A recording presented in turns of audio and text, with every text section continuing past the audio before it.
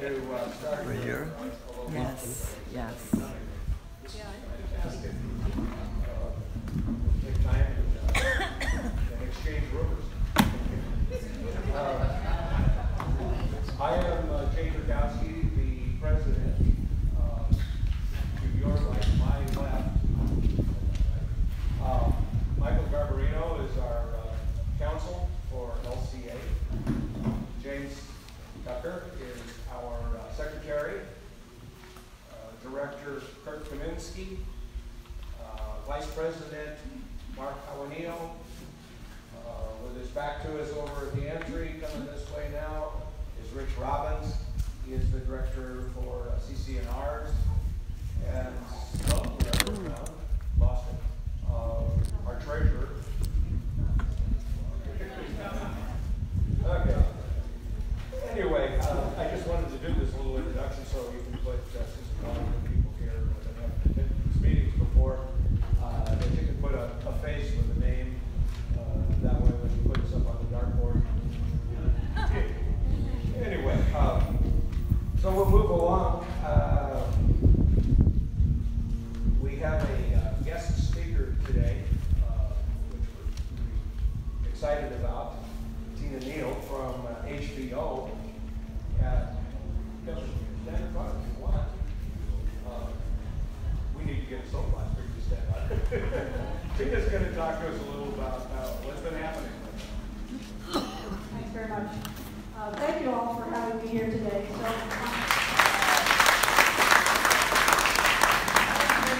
I'm sure you're clapping for the staff of HBO or your neighbors and friends and colleagues during this last summer. I spent the vast majority of my time back at the office doing whatever you have to do when you're not at the front line during a crisis like this. But I have two things I want to do today as the scientist in charge from the U.S. Geological Survey's Hawaiian Volcano Observatory. One, I want to thank you, and two, I want to give you an update on what's going on in the volcano and to give you a chance to ask some questions. So first of all, let me also mention that I have some colleagues from HBO here. Please first stand up Carolyn Parchetta. Carolyn is an HBO geologist. So I think qualifies for honorary Leilani Estates resident. Maybe many of you ran across Carolyn over the summer. She's been here, probably spent more time here than at home over the summer, tracking the lava flows, mapping the fissures and the cracks, and is still coming in on a weekly basis to see changes and document what's going on. Also, we have volunteer Neal Ferguson, who has spent some time down here and helped us this summer. A geologist from our Alaska Volcano Observatory, Christy Wallace, who's here to help out. And graduate student Sophia Sung, who's here studying some of the response and impact of the I know I speak for the whole HBO staff who wish they could come and say thank you for how gracious the community was throughout this incredibly challenging event to allow us to come in and do our job, which we really felt we had to do to help keep people safe, to help keep you informed, to help inform civil defense and the other authorities that have to make tough decisions about access and everything that came with that. We recognize that this summer was an incredible impact on many, many people. There was a lot of loss. Some of our staff know people in the subdivision, some people have family who had loss. We really feel connected to the experience of Leilani. And we thank you for allowing us to come in as often as we did. Many of you have allowed us to go on your property to access the fissure, to access the tephra, for sampling, to put stations out here, cameras, seismometers. Really, you've been part of this emergency response this summer, and we are deeply, deeply grateful. That continues. Even though the volcano is quiet now, we still have geologists who need to come out here to check on the status of cracks and steaming areas and gas emissions. So we continue to appreciate being allowed access. We will have scientific colleagues from universities who want to come here and do specific research projects. And we'll always work with the property owners as directly as we can, and also with civil defense to make sure that we're doing access appropriately. You can imagine these are world-class volcanic features out here that have a lot to teach us about lava flow dynamics and how volcanoes work. So there's a lot of scientists who would like access to study these features, and we want to do this very sensitively and make sure we don't violate anyone's privacy or property rights. So I'm just going to say now, if there's a problem, we want to hear about it, and I know Civil Defense is a partner in this process, and they'll want to hear about it. I also feel compelled to thank you for putting up with our helicopter noise. I know that's a problem. I absolutely get it. During the height of the eruption, when things were changing so rapidly here, HBO was flying 3 times a day. 6 in the morning, noon, late in the afternoon. And I know you heard those flights. We had to fly low and slow sometimes over the Fisher system to see what was going on and really understand, to be able to assess the hazards. And I know that was an imposition for many people, and I'm sorry about that. We continue to occasionally overfly this area, certainly not every week, but we will continue to do scientific observation flights. And now we tend to stay high. We're going to try not to come at 6 in the morning. Of course, it's almost dark still then now, but we're trying to be as sensitive as we can about that. I apologize for the noise, but we're doing what we need to do to keep track of what's going on out here.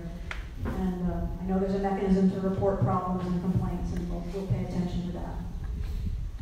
So that concludes my heartfelt expression of gratitude, and I really do mean that. Appreciate the ongoing support. And I know that many of you over the summer sent in questions, called in questions through the Ask HBO function on our website, and I hope you continue to do that and try to get back to all those questions as we can. We'll continue to push information out on our website as we learn it, as we compile it. One of the things I'd like to point out is that Carolyn, as the chief geologist working down here now, is on a weekly basis with colleagues coming in to assess these cracks that are still steaming and producing gas. And the information she's collecting, temperature, gas emissions, just basic observations, are all being compiled and put on a website, which we can tell you about how to get. I'll probably pass that information along to your officers here and they can distribute it. So we're trying to share information as quickly as we get it. Okay, look, a few comments about the state of the volcano, and then I'll open it up to Talmadge to make a few comments about civil defense issues, and then take some questions. As you know, living down here, the volcano is pretty quiet right now. Anybody feel any earthquakes recently? Just a few? Okay. Well, by and large, things are very quiet in this part of the volcano. We are not seeing a lot of earthquakes of concern. We are not seeing a lot of ground deformation of concern in the Leilani area. The Fisher 8 system is continuing to cool. We haven't seen any active lava at the surface since early September. There's still a little bit of gas coming out, which you all know, and from time to time, I'm sure you're smelling it. There's sulfur dioxide and hydrogen sulfide. Those are the 2 culprits for the odor problems. But these are both coming out at levels that are below our instrument detection limits at this time. So even though you can occasionally smell them, your nose is a much more sensitive machine than our scientific instruments that we bring down here.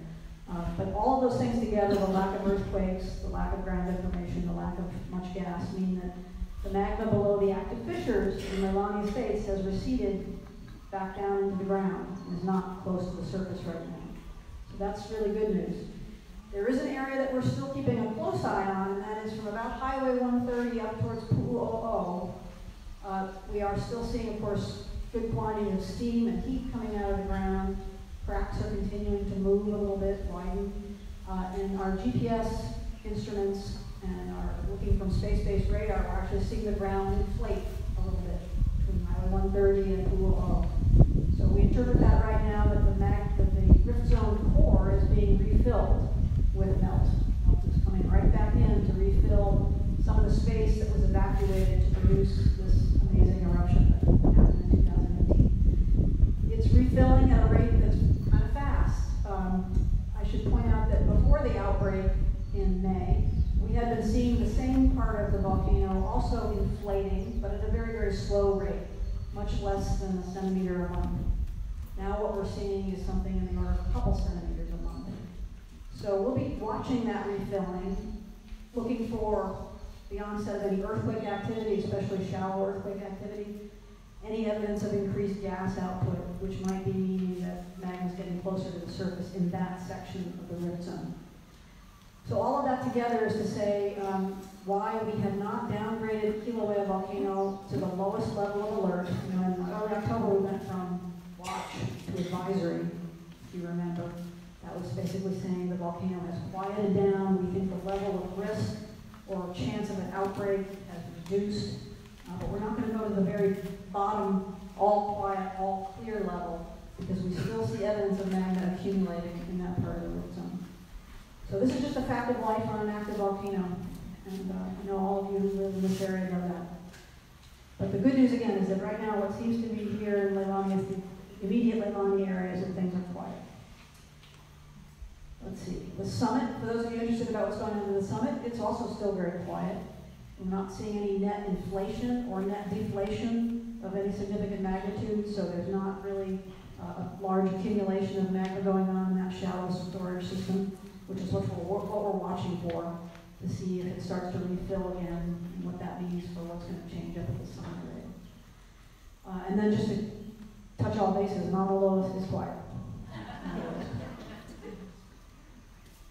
All right, let me ask Talmadge to come up and make a few comments about the civil defense perspective on things, and then maybe he and I can both stand here for questions.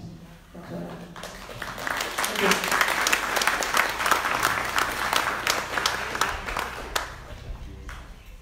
Thanks, Tina. Good morning. Thanks for having me here. So the county continues to work very hard, very busy, trying to mitigate whatever issues come up with the lower eastern zone eruption. I know Leilani's got a bunch of issues going on, and proposals been forwarded to the mayor for his decision as to what the checkpoint's going to do, and as far as what the emergency proclamation is going to look like going forward. So that deadline for everything to happen is going to be this coming Wednesday, October 31st, and we'll go from there. He hasn't made up his mind yet as to which way we're going to go. As far as monitoring what Tina has relayed to you guys, we are working with them closely. The state's also on board, as far as gas monitoring. And so if anything changes, we definitely will be pushing out our messages. We've been working with the telecom industry to make sure that communication is still working out here and expanding throughout the area so that you guys will get our messages. And one of the departments, research and development, I know it's been kind of quiet, since we shut down the community meetings, but they're going to reinstitute a little bit more smaller scale, outreach to different communities specific to certain areas. So that'll get wrapped up again, just so that we're still in touch with you guys, so you're still being informed. Other than that, pretty much the same.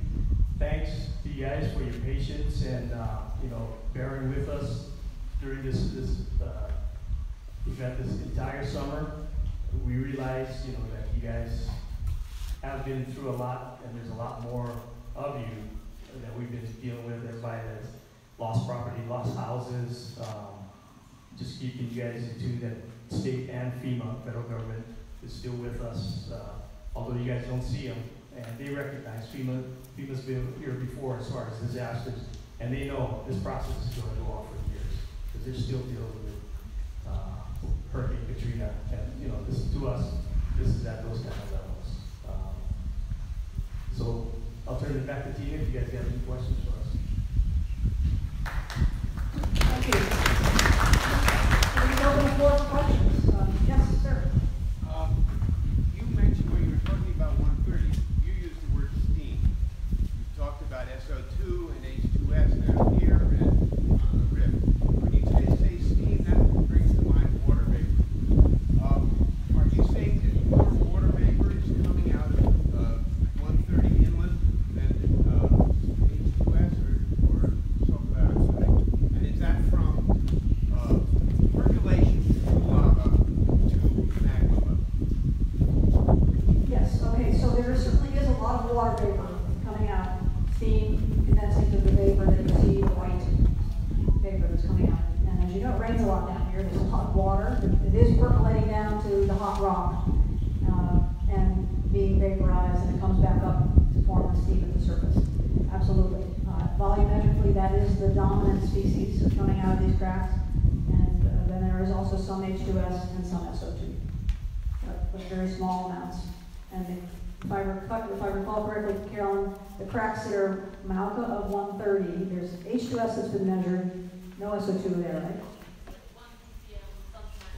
Very low levels. But this is to be expected because magma, of course, gases, sulfur-bearing gases, and it's still coming out from its residence deeper now below the root zone, and that's likely to continue for a long time. What we're concerned about, what we'll be watching for, of course, is an increase in the amount. That is likely to reflect a shallowing of magma, which is what we're worried about. Yes, sir? You mentioned the intrusion of lava that you're noticing, as he just mentioned, but not much at the summit. Do you have a handle on how that lava is getting out here or where it's coming from? He's asking about how the magma that's refilling that sort of middle part of the root zone is getting there if we're not seeing a net up and down at the summit. That's an absolutely great question and a subject of a lot of research right now. We don't know exactly. If it is coming through the summit system, it's coming through so quickly and efficiently that it's not accumulating, or there's no net change, and so it's just like there's an open pipe. That's one possibility. But it has to be deep enough at the summit because we're not seeing a lot of gas at the summit either. Right now, I should have said that the total sulfur dioxide output from Kilauea right now, from vents down here, from Pu'u'o, and the summit system is less than 300 tons per day. You may remember before this eruption started, the summit was producing about 5,000 tons a day. And during the eruption, the Leilani area vents were producing about 50,000 tons per day. So we're down at a few hundred tons per day level, which is the lowest it's been since the early 80s, and means that there's no magma right near the surface. But to get back to your really interesting science question, the other possibility that we're entertaining is that their magma is coming from depth and staying quite deep and coming straight into the rift zone, kind of bypassing the summit system entirely. This has been a bit of a debate among the scientists studying Kilauea plumbing for a long time, and is a lively debate still. Thank you. Thanks. Okay, yes, sir. The post office will not deliver mail, I believe it will be east of Pamakai is put forward. They say it's because of the gas. And I wanted to know if she has an opinion about the danger of driving around here in Leilani with the gas. Because they feel steep. I think I'll pass that to Tal. You start, I'll speak. We haven't been in conversation with the United States Postal Service as far as their policies, but as we relieve our restrictions, it's evident that the hazards are diminishing. So, perhaps we can have that discussion with their supervisors and see what kind of decisions they can make. Yeah, so we should follow up on that because there are data for some spot measurements here in the Leilani Estate subdivision that we can share with the Postal Service and talk to them about exposure. The Department of Health, the State Department of Health in Hawaii is really the agency that has kuleana for ongoing monitoring of air quality and assessment of health impacts. So we'll get with the State Department of Health and then find out who the Postal Service we need to talk to. Yes, sir. No promises. We can to give them the facts and then they have to make a decision. Yes.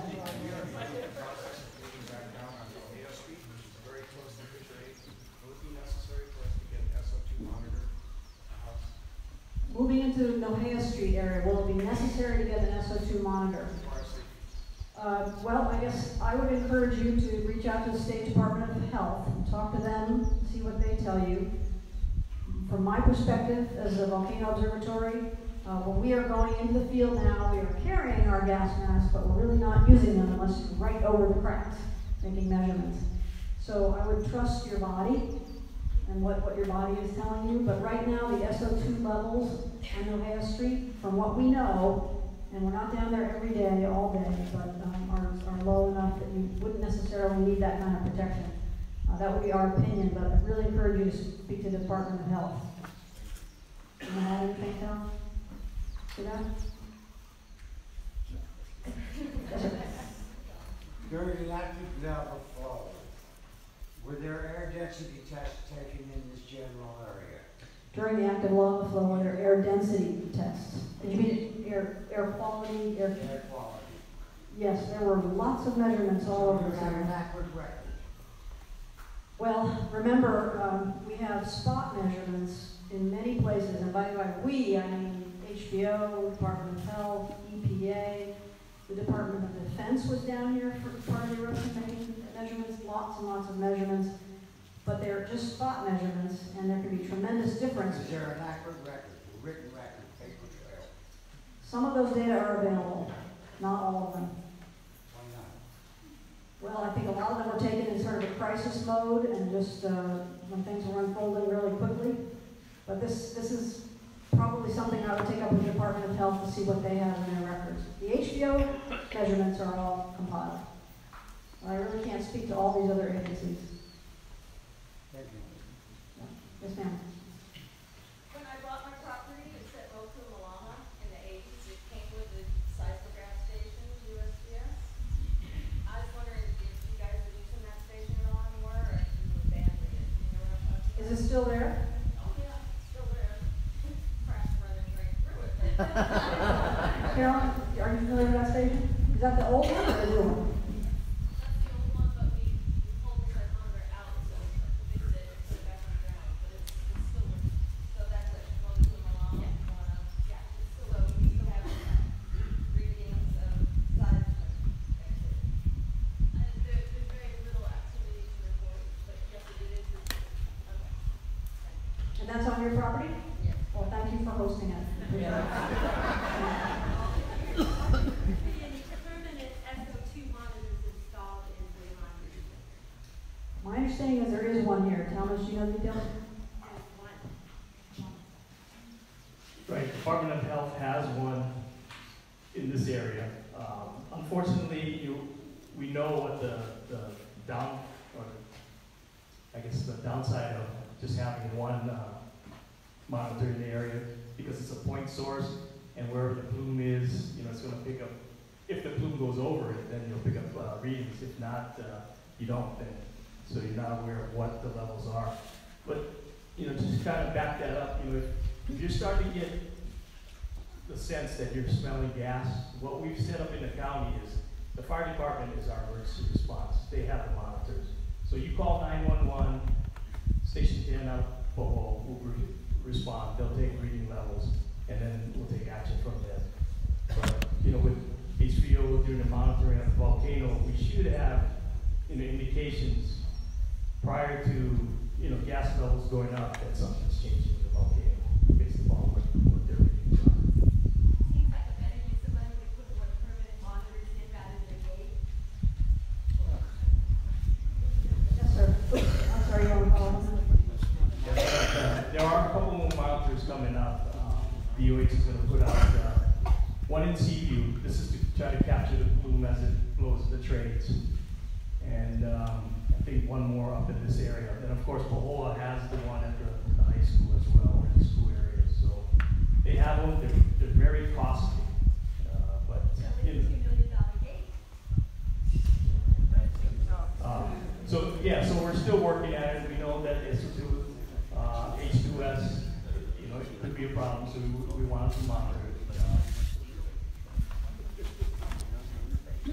I think I called on you, sir. I have some questions about the magma conduit. I wonder if you know how deep it is below Leilani, and anything about diameter or volume of the cloud? Yeah, not in great detail. The long-term understanding of sort of the core of the rift zone is that it's between about 2 and 3 kilometers depth below the surface. So, what's that, mile and a half below the surface. Certainly during the eruption, magma was all the way to the surface, and now it's slowly probably receding. How deep it is right now, we don't exactly know, but it has to be more than several hundred meters deep because we're not seeing lots of SO2 gas. In terms of volume, we don't really understand the lateral extent of the rift zone core very well, but an interesting fact you may have come across on our website is that the total eruptive volume down here, which is still being calculated because we're trying to get a handle on how much went into the ocean, very hard to do. But there was at least 800 million cubic meters of lava erupted, which is a lot of lava. About a quarter of the volume that was erupted at Pool 00 from 1983 to 2018 came out in just the 3 months of this eruption. So it was extremely voluminous. So that tells us something at least about the flux and the throughput in the rift zone. Yes, ma'am.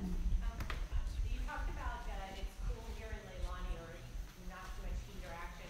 Is it the same further down, or are there any hot spots that are showing up between here and the ocean right now? But certainly the thick lava flows that went to the sea are still warm and hot in the interior, so they'll be steaming, and there's actually still some degassing sources down there. If any of you have been down and walked the trail from Mackenzie out to Pohoiki, you might have smelled some sulfur. There's still going to be some off-gassing of these lava flows, and they will stay hot for months and maybe even years in the thickest parts. But along the fissure system, the vent system that travels to the east, we haven't been there on foot very often, and I'm not sure even the last time we flew over and did a thermal map, did we see anything of note?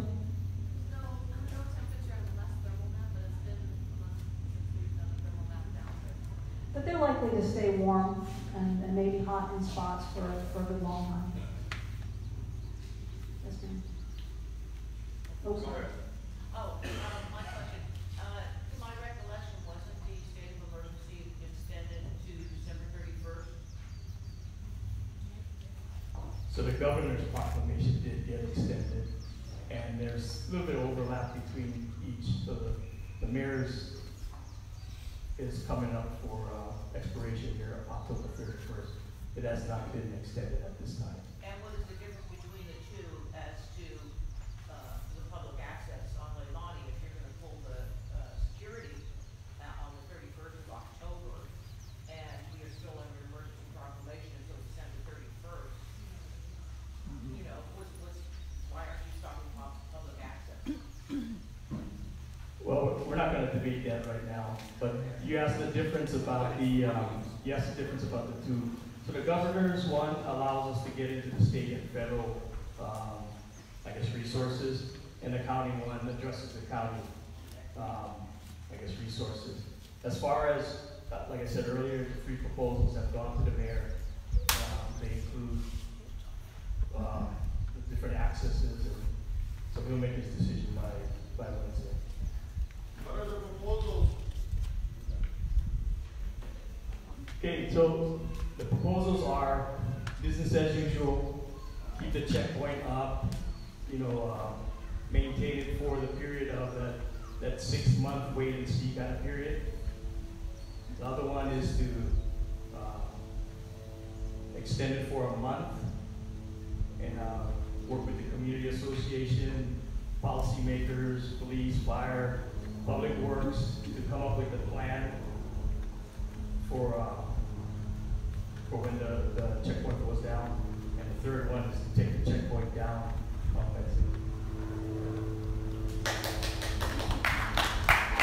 Right here. Go ahead.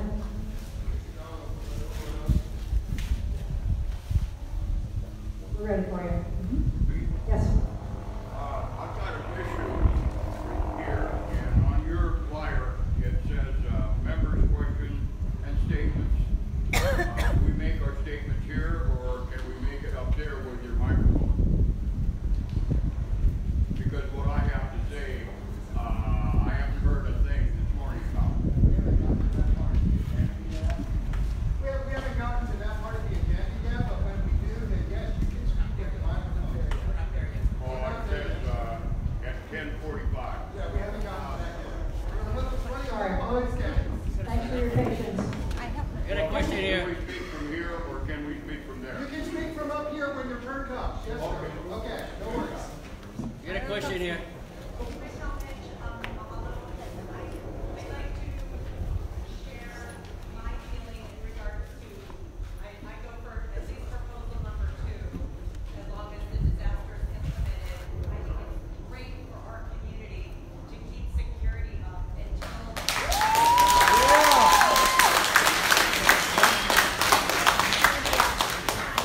I'd also like to ask the board, if the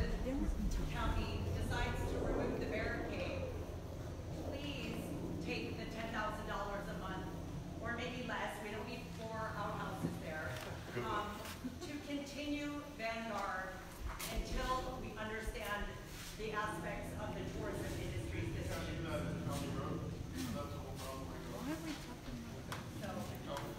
So please keep, and so we can figure out what's going on and not stress our community out, and potentially, with so many people still not being here, continue to get burglarized.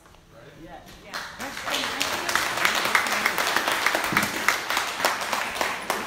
So, yeah, I hear all you guys' feedback, and the mayor is listening as well. That's why we gave him the 3 proposals, and he'll take action based upon what he's hearing, what he's feeling. Thanks. I have a question. Back to the eruption. How much, if the eruption was to resume, how much notice?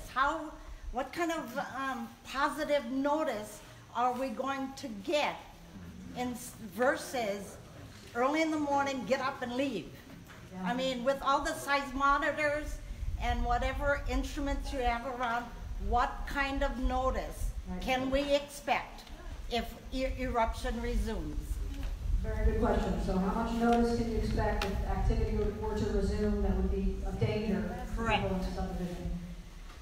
We anticipate that before Magno would return to the surface, we would see some signs in terms of earthquake activity, increased gas, and possibly ground deformation. But we can't guarantee that there'll be more than hours, maybe even tens of minutes. It could be a fairly rapid onset.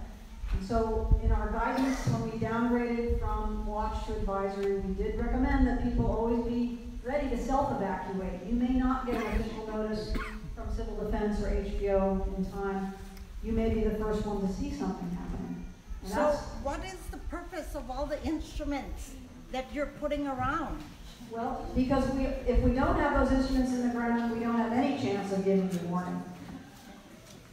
So the instruments, that the recordings, the data that you receive from the instruments is going to give us minutes and hours? But I can't give a 100% guarantee. So the seismometers and the different GPS instruments are recording around the clock, and we have alarms set up on those data streams. So if in the middle of the night there's a sudden spike in earthquake activity, an alarm will go off, our seismologist will look, and if it looks like something's picking up again, there'll be phone calls, we'll alert Civil Defense, and the notification process will begin. Okay, with that said, for the safety of Leilani residents, if we have minutes or hours and you leave that gate unattended and we have to leave and all these people are coming in to check out the fissure, and if we residents have to leave in minutes or hours notice,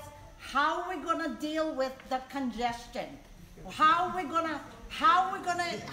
is Civil Defense are going to reassure us that we can get out of Leilani Estate safely and quickly with the minutes and hours that we have?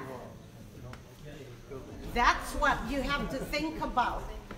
And let me just add, from the volcanologic point of view, the longer that things stay quiet down here, the more days that pass with nothing happening, the more likely we are done for this eruption. But you won't say that. If once we get an all clear, then we can probably productively make and vote on decisions. But if you do not give the all clear sign, you are putting residents in harm's way.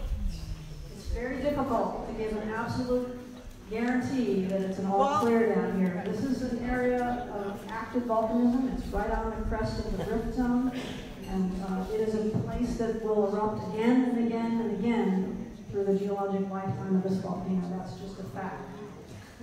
So we are doing the best we can to put out the right kind of instruments to give us the best chance of getting warning, but I don't want to give you the sense that we can guarantee hours and hours of warning. That's certainly our hope and my best belief at this time, but I do think it's prudent that everybody realize where you live and be ready to self-evacuate if you have to. Okay, thank you. Yeah, thanks. That's a very good point that you brought up as far as maintaining access out of here if you got to evacuate. And we'll keep that in mind. I also wanted to point out that, you know, our presence here is a testament that we're still here with you guys, ready to do that if we need to. Like I said earlier, that's why we made sure that the telecom folks are bringing their signals back so that, and the state with our sirens in this area, so that you guys do get the notice. The police are still, you know, the community policing will start working with them as far as any changes to restrictions in this area. So they're going to be embedded with you guys as well. So police and fire, that's how we depend on them, like we did the evacuations here, going door to door. So we're here with you guys till this is over.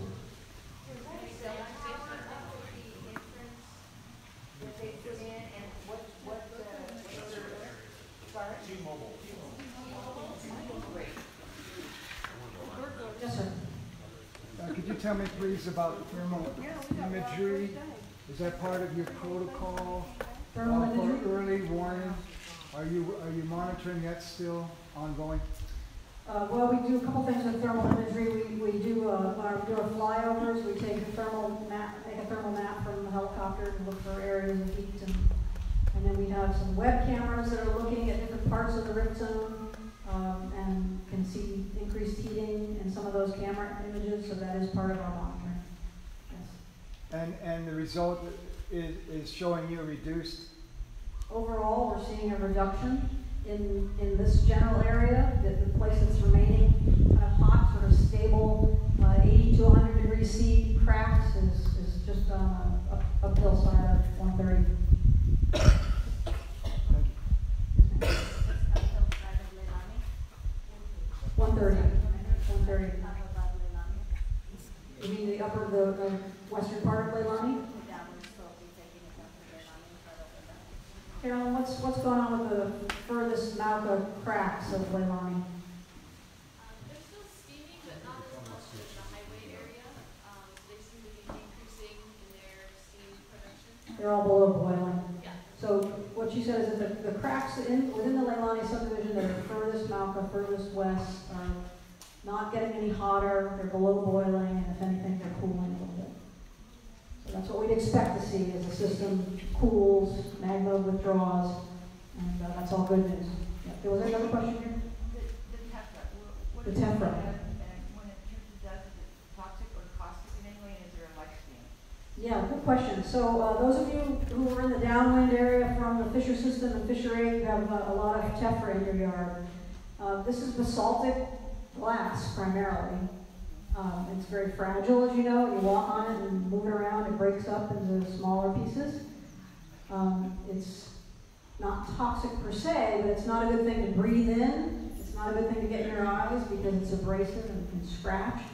I was there just a few days ago with Carolyn, and we ran across a man about ready to clean a roof with a blower. And he had a full-face respirator on and goggles, which was the right thing to do. I would recommend that for any kind of cleaning operation with the tephra. So it's lifetime. It's going to be around for a while until it breaks down and gets stabilized by vegetation. And even then, if it gets disturbed in digging, you'll re-loft it. So it's here to stay for quite a while. It will blow in the wind, as you all know. Yeah. It can be good fertilizer because it has sulfur adhered to the glass particles, and that's actually a fertilizer in the short term. That's the positive way to look at it. Christy, anything you want to add on that comment? Christy's a specialist in volcanic ash hazards, and okay, there's some good information on our website. Actually, if you go to the VOG dashboard, there's a whole subset of information about volcanic ash, a lot of which I promise is what you're talking about. Yes, sir?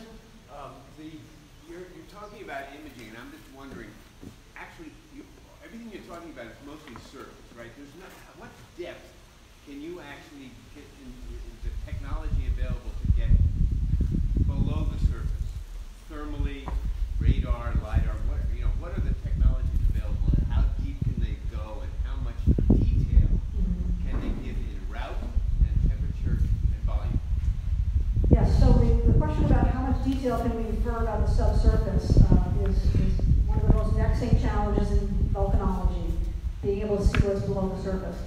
Right before the eruption broke out in May, on May 3rd, which I'm sure all of you remember, for several days we saw very distinctly, because of the earthquake patterns and the deformation patterns, we saw magma moving subsurface, a mile below the surface, down rift.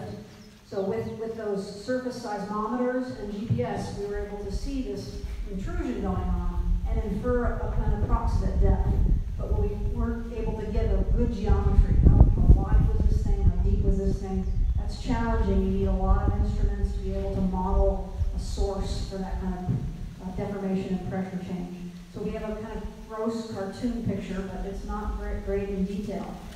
We are trying to do some magnetic profiles across the rift zone right now to track the dike, which is the body of magma that fed the eruption, as it cools and recedes. And from that, we might get a better sense of its width. We can do some basic physical modeling, looking at the width of the fissures, and interestingly enough, when you drive Highway 130, we just talked with an expert on this just last week. As you go through Highway 130, those of you who've been very careful, which you are, you go over the little lip, and you go down to a tiny dip, and you go up another little dip. There's sort of a little swallow, a hollow that's formed. Help me, Carolyn, here. The width of that little dip where the metal plates are is about the depth to the top of the dike. So what was it, about 40 to 80 meters?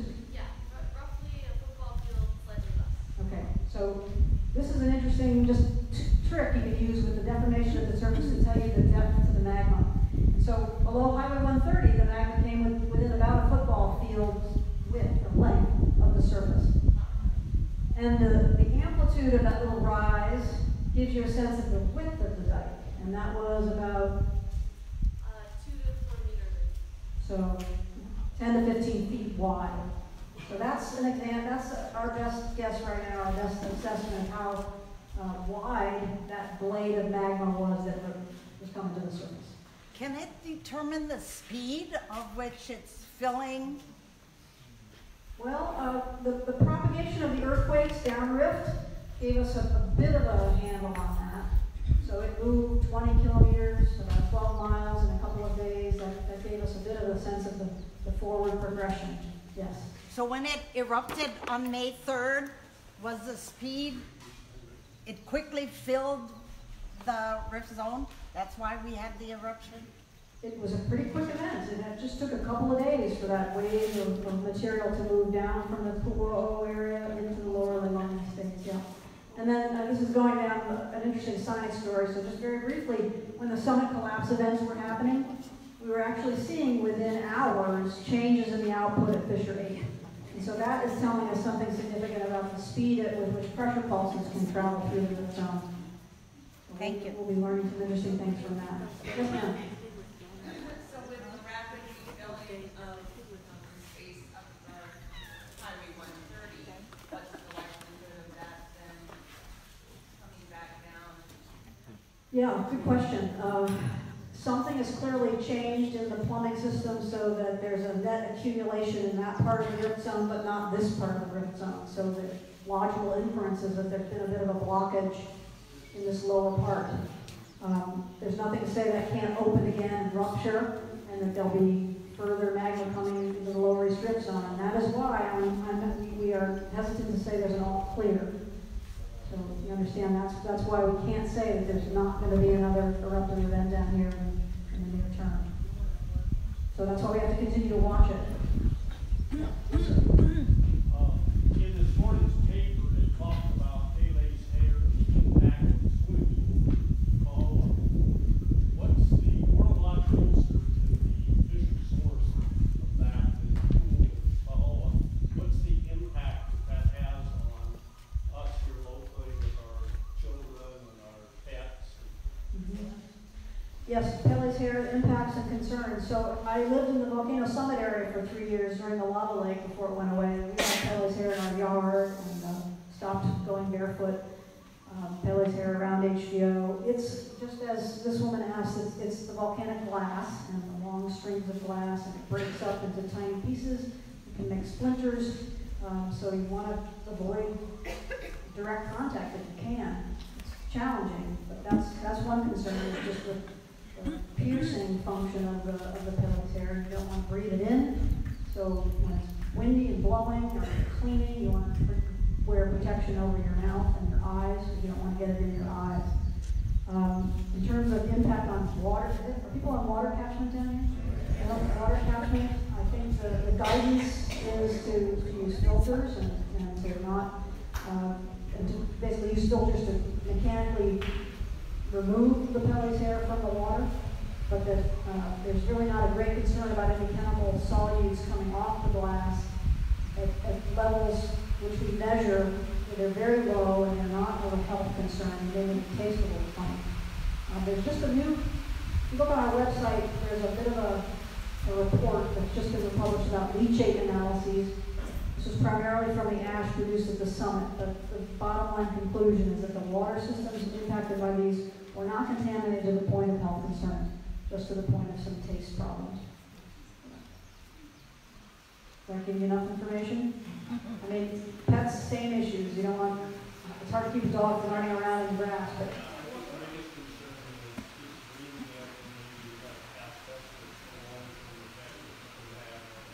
there's not a lot of research on that, but given that they're tiny little fibers, I think it's reasonable to be a little bit concerned. Yeah. Yes, sir. I had cleaned my cat plant refill and all that stuff, and I had a test run for Arbental, and I have a kid punch daily arsenic and some lavender. So I'm having to retest it and things go on, but I the volcano, the Kefron, such be a source of arsenic and lead. I'm not sure where this is coming from right now. Yeah, I don't think arsenic and lead. One of the things that happened down here, of course, is all of that sulfur dioxide gas coming out during the eruption, extremely corrosive. So the metals in any part of your roof, catchment system, various elements could be leaching out of the nails, the roofing materials. That's a known issue here where we have these corrosive gases. But I know the Department of Health can do water testing for you. And again, if you go to that VOG dashboard, there's a whole section on water catchment and volcanic impacts. This may be controversial, but it needs to be stated. This question needs to be asked. This is the fourth time that geothermal facilities have been overrun by lava. And so my question is, have you folks studied, or have you looked at any correlation between geothermal activity and this eruption? Exactly. I apologize. That's still outside the scope of association business. We're going to have to. I'm sorry, but I'm asking a federal representative here, and I believe you're a local representative, so I don't think it is outside the purview of our considerations since we're all victims of this. I tell you what, if you're comfortable giving any kind of scientific answer, please feel free to. But otherwise, we want to wrap this up because this is outside scope of association business. I see. This is the cover-up beginning, is it? Okay.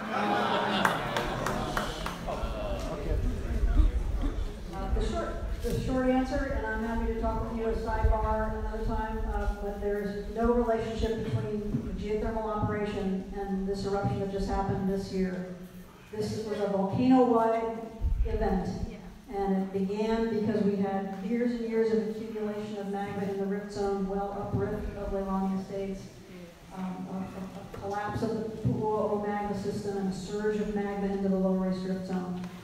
So there's absolutely no reason to think that the geothermal activity had any impact on this specific event. All right, thank you for your questions. Please go to our website. I'm going to take away two action items I remember. One is Tom and I are going to get together and talk to the post office. Yeah. Two, I'm going to look for a way to make sure that there's a good link to all of the available air quality information that was collected during the eruption and now, and make sure you can find it. And I'll pass on that information to your officers, and was that a clear thing? I think that was it.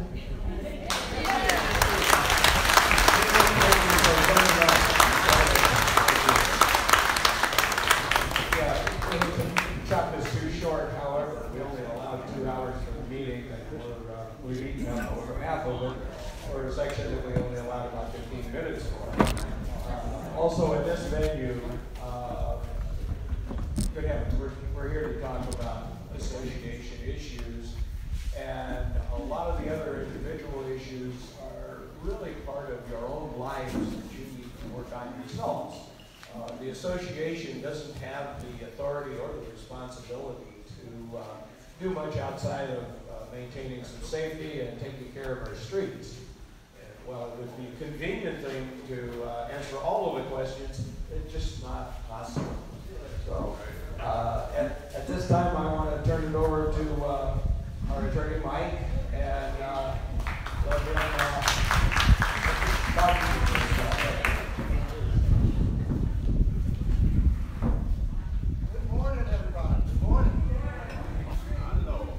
First of all, the showing today blows my mind. Thank you so much for being here, every last one of you.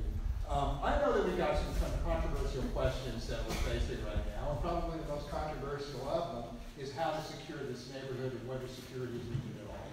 We got people all over the map on that question, right? And we got people campaigning, I want a gate, I need a gate. What are you, crazy, opening this place to tourists up front? And then we have folks on the whole other side of the equation saying, we don't need any gate. I don't want you to disrupt my life. And then we have false information being thrown about, like, oh, it's going to cost $2 million for a gate, right? This is people twisting information, right, to try and game the system, for lack of a better word, when what I want to reassure everyone of, what I want to absolutely reassure you of, is there is not a single voice on this issue that is not going to be heard.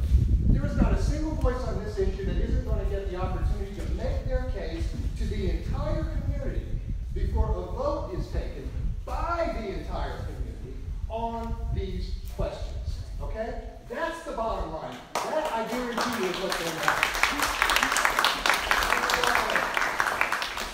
Now, in order to allow that to happen, there are rules we have to follow. We have articles of incorporation and bylaws that dictate how this association is run. And it is a member-run organization. This is your community association. And these volunteer board members are here to do it right. They've really stepped up to the plate in light of a disaster of unimaginable proportions. And I really admire the decisions they're making. The boldest decision they made just this last week is they made a decision that it is time to take the county to court. And so we are.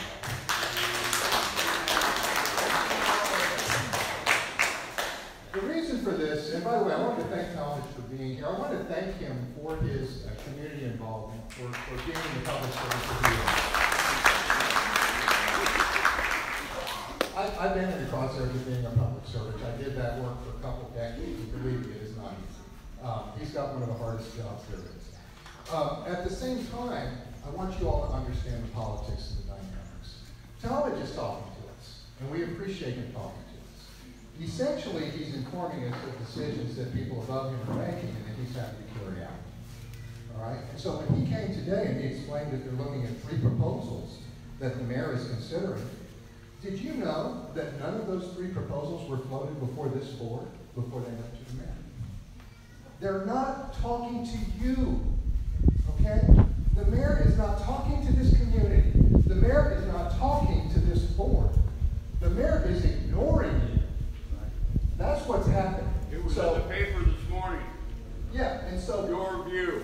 This is why we're filing the lawsuit, because guess what? There's something called the Constitution that grants each and every one of you and this board and this association what are called due process rights. Yep. Right? They can't just do what they want. This is your property. This is your neighborhood. The future of it is up to you, not them. This is about respecting private property rights. This is about respecting government not being a nanny state that overreaches and forces an outcome down your throat that you don't want. This is about you guys being in control and making decisions. So what are we asking for in the lawsuit? Well, the thing that caused the board to make this bold decision to go ahead and take the county to court was Talmadge coming to us last week and saying, hey, I got news for you.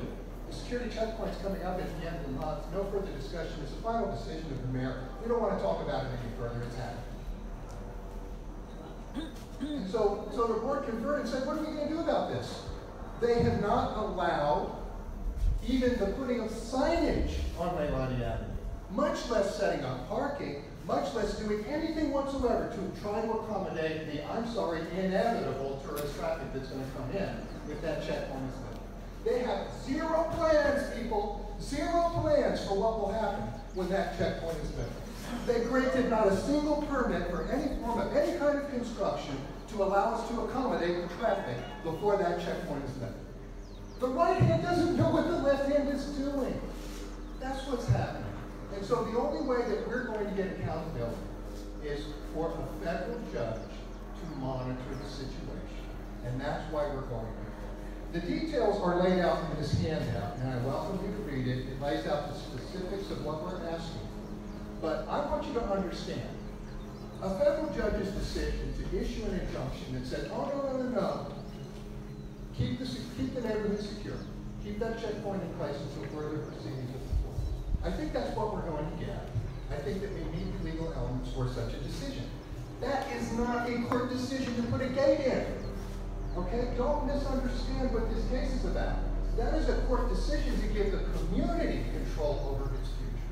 So wherever you stand on the question of how to secure this community, on the question of how to deal with tourism, or on any of the detailed issues that you as an association and you as members are going to be working out through the rest of this agenda and into the future, wherever you stand on these issues, I beg of you, get behind this lawsuit.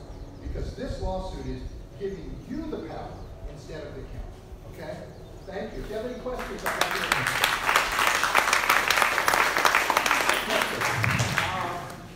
I fully support this. One thing I think that should be addressed in this, and I think it's a greater danger to our community than tourists coming in. As I drive around here, I see all the homes that look like they've been abandoned. The influx of squatters is the greatest danger to our community. Thank you. And I don't know if everyone heard the comments. He's talking about the influx of vandalism, squatters, crime, additional looting, additional thefts that would all be opened up if the neighborhood were just opened up to the public. I couldn't agree with you more. It's among the things we're stating in the lawsuit. Absolutely. Yes. You wanted to mic, yeah? Yeah, I have an issue that you're welcome to come up. Hasn't been brought up yet. Well, come on up.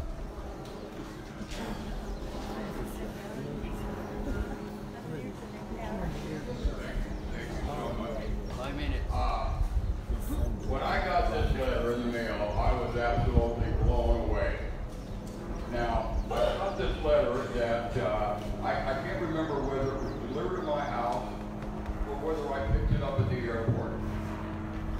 It's dated 5/18/18, and it's about Elko. Has anybody received this letter from Elko? What's the content? Well, I'm going to read it to you. Subject, electric service. Aloha. Our hearts go out to you during this very difficult time. We understand that the last thing you need to worry about is your electric bill. We want to let you know that we have suspended the billing and collection efforts on your account during this time, and we will reach out to you once this emergency has ended, which is BS. Okay? Total BS. We invite all of you, all your customers and care representatives to call this number, which I did. And let me just tell you the response I got. We are not delivering at this time because of the air. How long ago was that? Pardon? May. Oh, God. Quite a long time ago. I just want to know if anybody's received this letter. Okay. Did you understand it? Yes. Well, the wireless coconut out there was to say, I thought that they were going to have mercy on us. It's a corporation.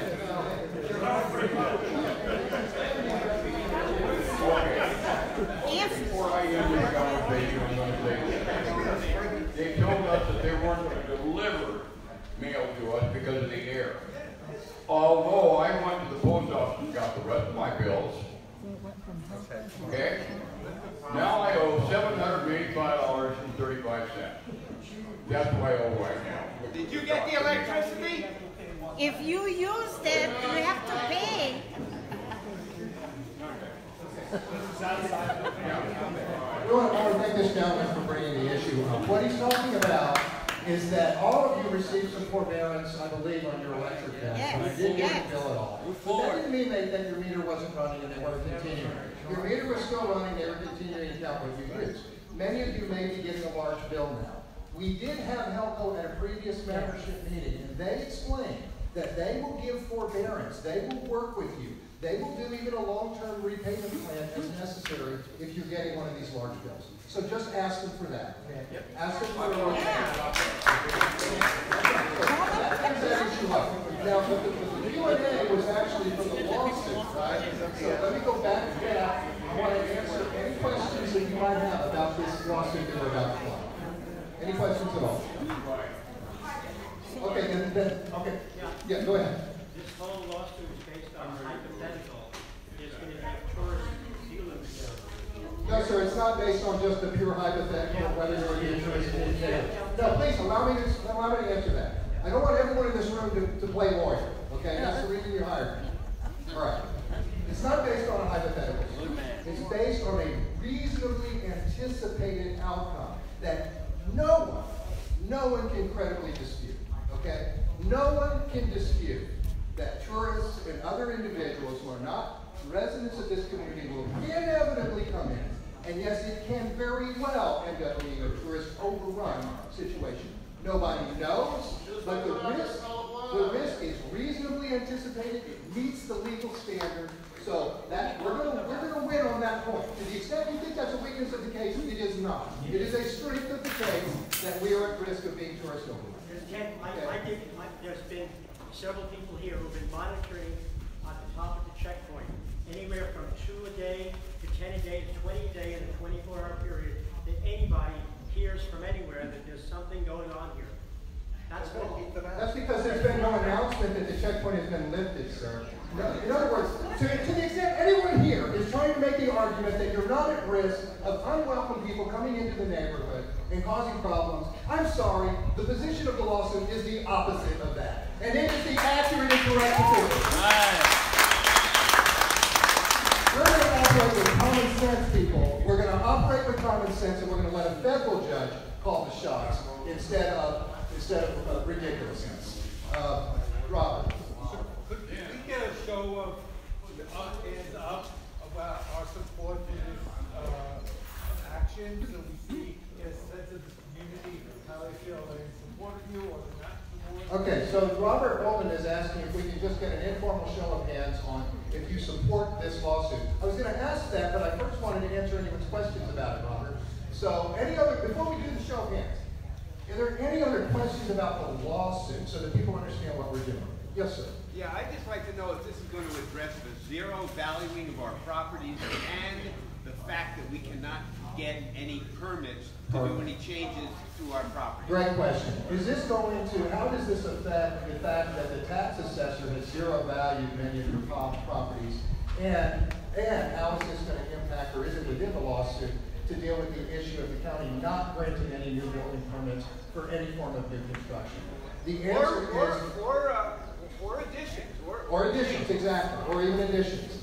The answer is those issues are being included in the lawsuit because, listen,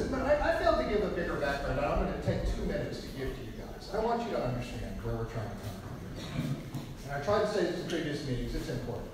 The primary duty of your board and of this association, the primary responsibility under the law is to protect your property values. Okay?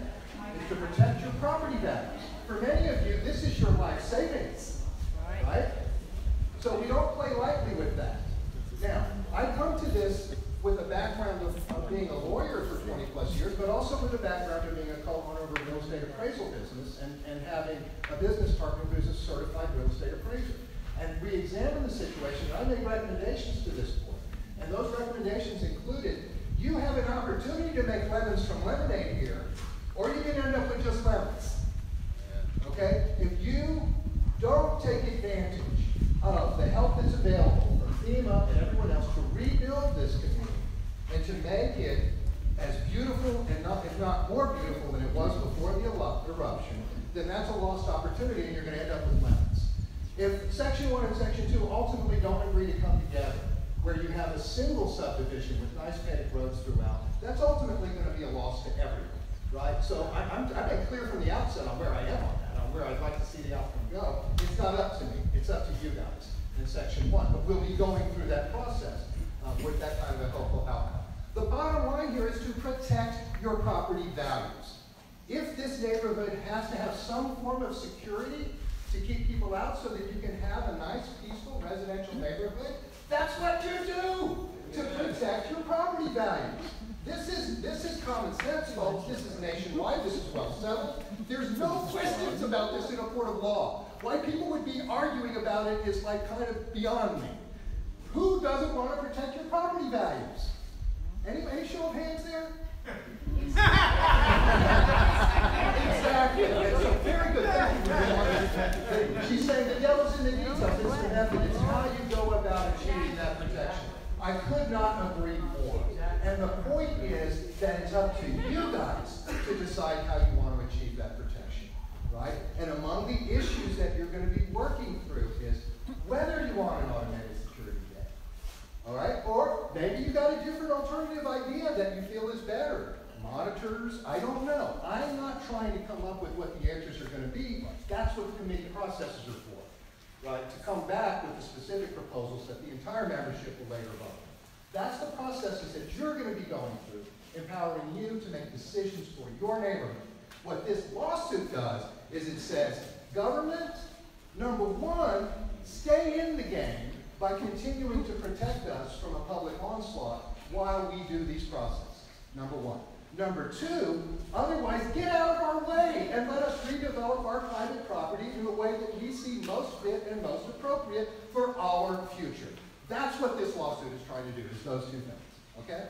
Now, any other questions, and then I want to get an informal show. Yes. Sorry. I want to go back to Yeah. I don't know if you've done any real research. Get the microphone. Oh, Not Steph, here. I'm sorry. That was rude of me. Yeah, no, sorry. Yeah. Some of us have actually gone through trouble of connecting with cruise ship. Some of us have actually gone through the trouble to connect with cruise ship captains, with different tourist companies that are running the show here, especially on the side of the island. And we've gotten quite a few letters back from directors of tour operation. And I wanted to read to you one of these letters because it just kind of reflects most of what the results we got from our little investigation. Okay.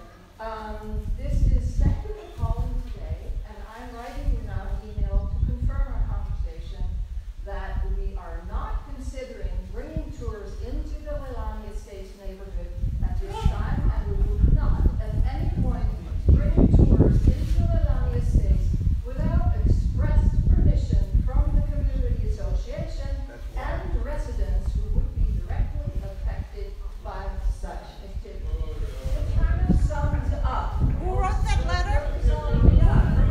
Research with tour operators and captains of cruise ships. Thank you. So this commentary essentially explained that with respect to all of the large offshore operations, right? They're here on island that operate, and the cruise ships, that they have responded saying they would seek permission before invading your neighborhood.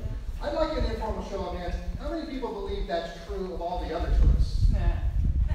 Okay, so we're all on the same page. Okay, of course they would seek permission. They have liability concerns. They're big companies. Okay, that's not going to stop the individual tourist from coming and seeing what they're doing. Okay, that's just a fact. Any other questions before we do our Yes. Can you tell me, please, the history of Leilani Avenue? Was that originally a county road? Because obviously there seems to be hinges on county road versus private interests abutting the county road. That's true. One of the assertions we're making in the lawsuit, one of the things that I requested of our county council member is to do a temporary closure of Leilani Avenue because it is a county road, whereas all of the other roads that it connects to now, because of the lava, are private roads. In other words, it dead ends into basically a great big cul-de-sac that is the Leilani Estates. It does not lead to any other public right of way. Right? Now, just in terms of land use, right? Government, right? You're the government. Do you think that it's fair for you to invite the public to just come on in and invade your private neighborhood with no restraints or restrictions of any kind? When it is a known fact that there's a world famous, tourist attraction right there in the middle of the neighborhood. That's what we're dealing with. It's just a lack of common sense for them to think they can lift the checkpoint and walk away. When you guys are even at the very beginning stages of you'll recover and move on into the future. One of the things I want to explain in regard to the tourism and the lot of inundated land, there's a lot of work to do. But among the great ideas that's being thrown around is that there may be established a charitable land trust for conservation purposes in which folks who are victims of the lava, and that includes the community association, the roads are overrun with lava, can participate as beneficiaries of the trust. The trust's purpose would be to look after the lava inundated land, probably do activities like keeping invasive species out, but otherwise let it redevelop as it normally would, as an educational place for how lava works, how paleo works, how Hawaii works, and how to do things in harmony with the island. All of these things are possible, and the tourist dollars that would be generated from taking advantage of coming and seeing this amazing land can be used to reimburse those who've been harmed, as well as to fund the infrastructure of this community. So these are all possible futures. Nothing's been decided.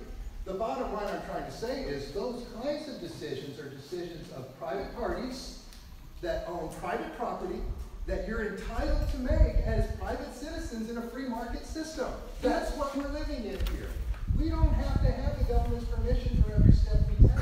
We can come up with our own solutions that work for us, because that's the folks who live here in Kuna. That's the spirit of the folks here. I know. I moved here 7 years ago. I know what those of us who live here are like and why we're here. So I'm trying to encourage that spirit. And so with that in mind, one last round of any questions about the lawsuit, and then I'm going to take a poll. Go there. Oh gosh, you had your hand up one time.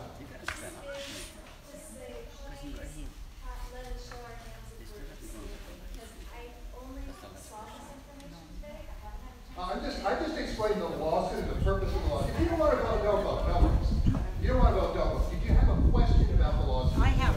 Yes.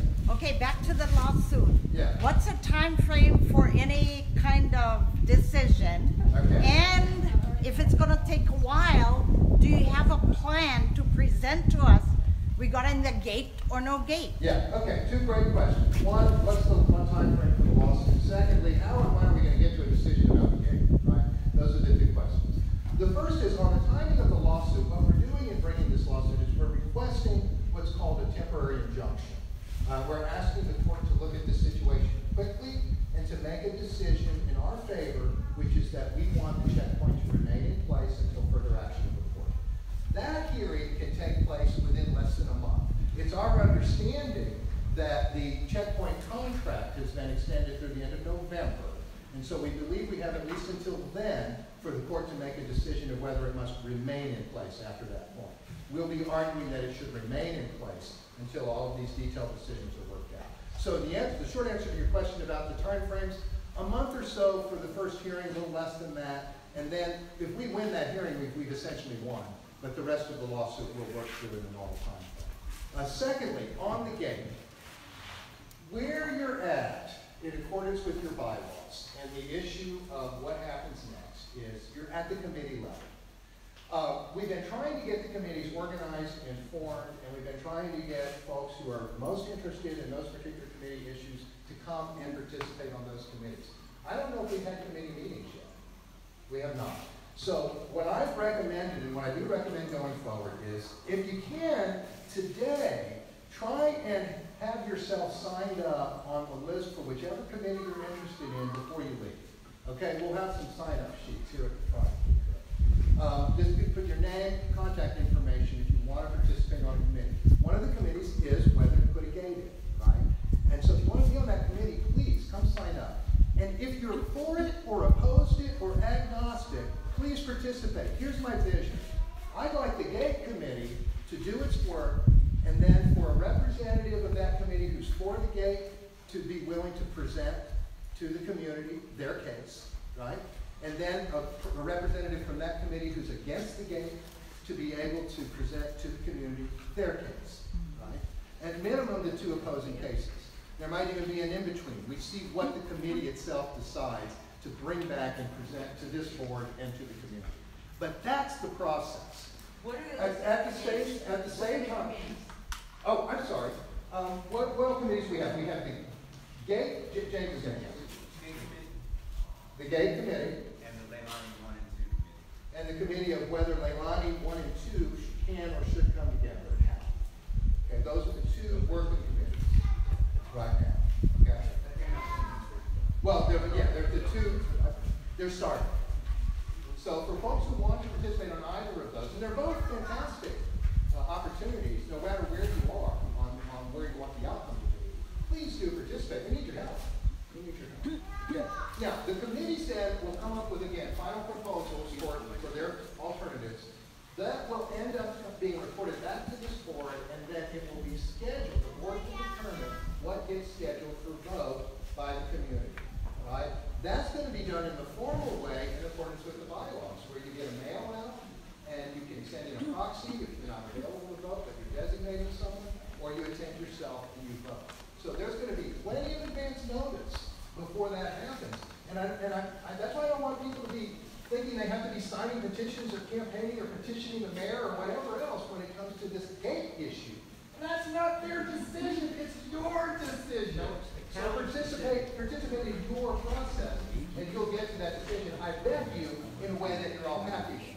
Because the beauty of it is, when you have to work on a committee where you get to work with people who are diametrically opposed to your position, and you each have to make the best case you can, what ends up happening is you both learn a whole lot about the other side's position, and you know what? You might actually come up with compromises that everybody likes. So that's the process I want to see. That's what you can expect. Okay, does that answer your question then? Yes, thank you. And But another question. Which is why we need the injunction, which is why we need the security. Okay, so you're saying that the gate will remain secured until November, whatever? We're asking, we're going to ask that of the court. We've been informed by okay, that the contract has been extended through the end of November. Okay. We don't know of anything beyond that date. So what happens if the mayor decides to pull and not pay for that security? What's the plan? The question is, if we were to, I guess, lose the lawsuit, lose the injunction? No. The ongoing lawsuit is whatever. Yeah. Okay, so what happens if the mayor decides pull that gate, pull the security? We don't have any funds. Well, that's why what's the plan? That's why we're taking him to court. You see, the court. No, but the court right now, so you're telling me, as far as the suit is concerned, it's in effect, the mayor cannot pull the people away? That's the purpose of the lawsuit, is to request that the court tell the mayor you cannot remove that security until further notice. That's the first thing we're asking for. Okay. Does that help? Yes, thank you. Okay, yes, sir. Mr. President, I make a motion that we vote, because we've been talking about this thing for about 25 minutes. So and this isn't a formal vote. We're trying to get a sense of level of support decided to go forward with. It has not been filed yet. It will be filed in the coming days.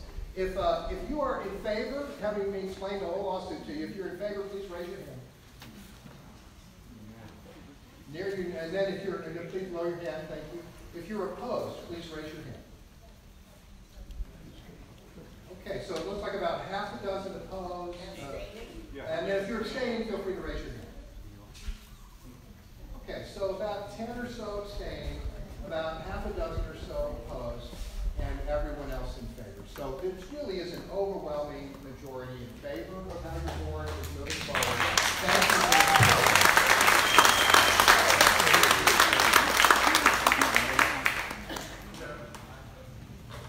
Very good, thank you, Mike. Wonderful. Now we'll turn to member questions. Those are questions for Mike. Let's take some straight up. I'll go straight ahead since you got my vision. What are the odds of the county giving us ownership of Leilani Avenue? We have no idea. We really do not want ownership for us to do long-term. Any control of access would require the ability to control it. We have no need to own it. And there's no real mechanism within the county's structure to make that private, to sell it to us.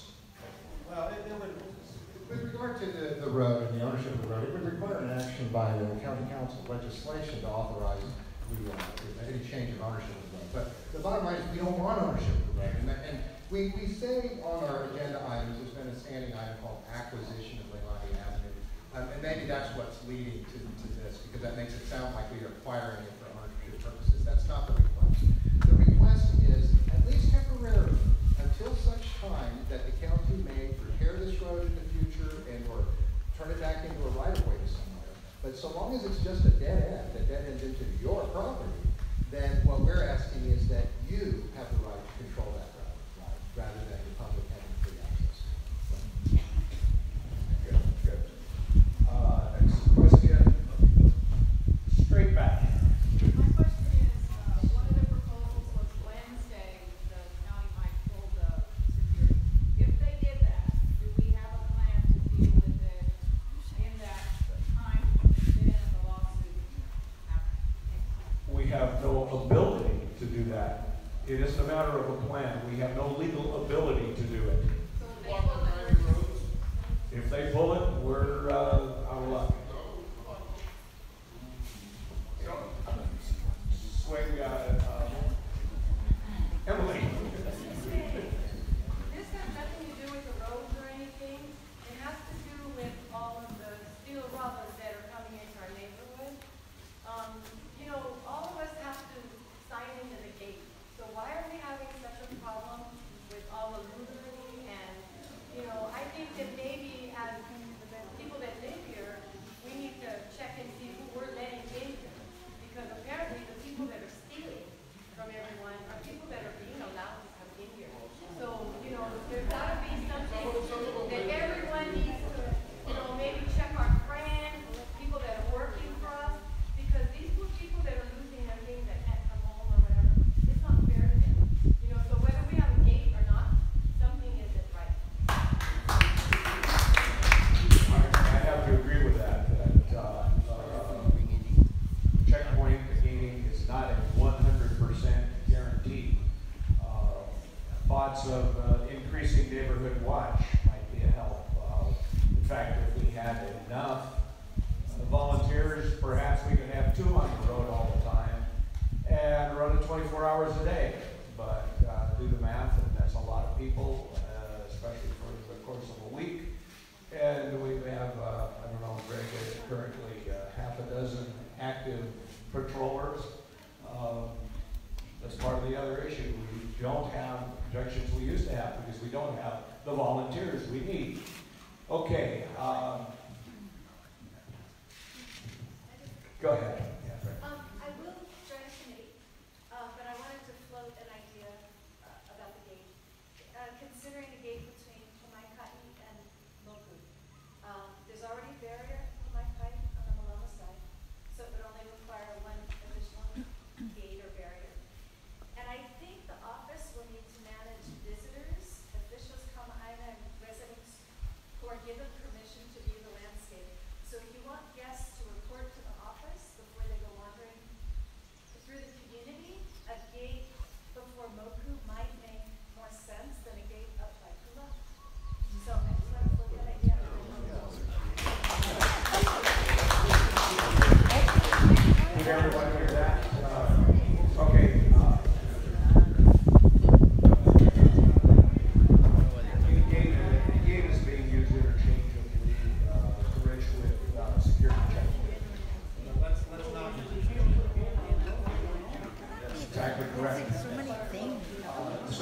an issue with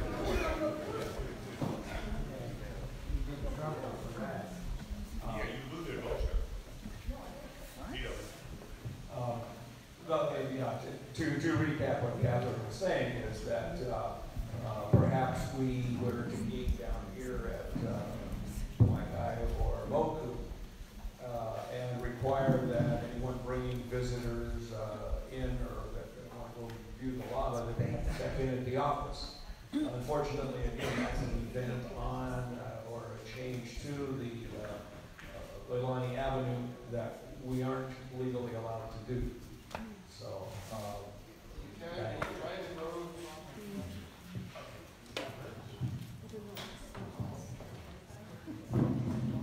I see Alice in the crowd, and I want to talk to my neighbors. I live on Miley Street, okay? We have a situation, because I'm on the board, we received a phone call. We have squatters in a house on Miley Street. I'm sure it's not unique to Melhair or Water or any of the other streets. But this just happened recently. And our neighbors in front of the squatter said, "Oh, we bought the house." Okay? Well, our neighbor took it into her own hands, and she called Wells Fargo, who owns the property. Wells Fargo didn't sell the house, so the people were outright lying to her. Then, it was investigated, the placard for that address.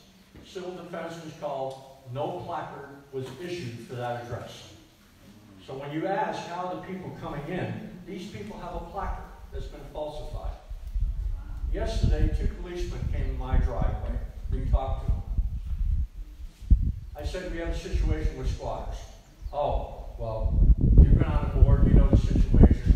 Squatters, we can't do anything about unless we get a letter from the owner of the house, and the owner of the house comes to the police department and files charges that people, we didn't give these people permission to live on our property. That's the situation, folks. We can't do anything about the squatters. The false placard. I said to the policeman, we know the placard is false. We called civil defense. No placard was issued for that address. Well, you got to deal with civil defense. You got to go up to Jan Guard, give them a description of the car, a license plate of the car, the number on the address on the placard. You know, the fact that the police were at my house, I was thankful. The fact that they came and investigated the complaint. But we didn't get any help to solve the problem. We still have squatters living on Miley Street. They're still using a false placard to come in. And at this point, we can't do anything about it.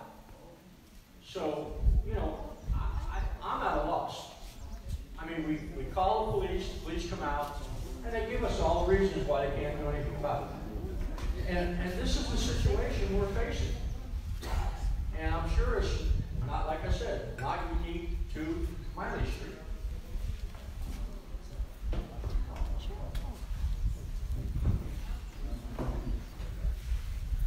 Most of you know who I am. Some of you don't. Those that don't, my name is Neal. Grew up in California. My wife and I looked through Leilani Estates back in 1992, and we found a place on Kalukai Street, up towards Highway 130, and we said, this looks like a place where we want to raise our families. So we raised 4 kids, Micah, Kaui, Micah, Keola, and Selena. And during that time, I told myself, I can never imagine being in a gated subdivision until May 3rd, 2018, when the eruption broke out on Mohala Street North. I told myself, you know what? I think we gotta consider putting in a gate. We need this security gate. And I've been doing a lot of legwork on my own because I work full time. You know, I went into Section 1. I took a survey of Section 1 people. How many of you would want to merge with Section 2? And most of the response I got, I even have it on my board here. 17 no's and 5 yeses. A lot of comments from them told me, we've been living here for as long as we've been here. And it's like 20, 30 years. And I know how they live. We all do know how they live. Yeah? Back in the days, the board, I've been on the board almost 20 years. We tried to get Section 1 to merge with Section 2. They don't want to. We don't want to push the issue, okay? Leave it the way it is. So, make a long story short. If Section 1 would merge with Section 2, the gate would be set up on Maile and Kahukai. Kahukai and Leilani Avenue. Leilani Avenue and Kahukai. But if this merge seems like it's not going to go through, it's going to be pushed back on Leilani and increment 2 and 1. So if you know a map, if you don't, you can look at the map here. I have it to the left of me. So, you know, it's so controversial right now. And I think we need to work together. I know everybody kind of uptight about things. This morning I was down on Malama Street. Luana, a couple was right on top of Fisher 8. I couldn't understand that. I took a picture of them, the cars, they see me. I turned my truck sideways, they see my truck. They came down that mountain in a flash.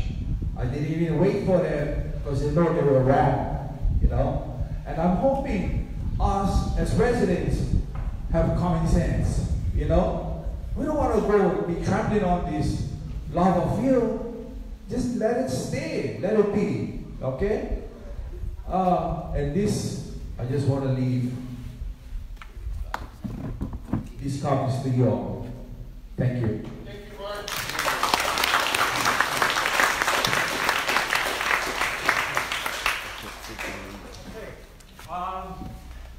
My hearing's fading a lot faster than I am, so I may have missed a lot.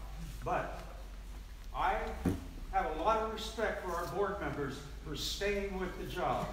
I disagree with them on things on occasion, but as a whole, I'm convinced they are good people trying to do a good job.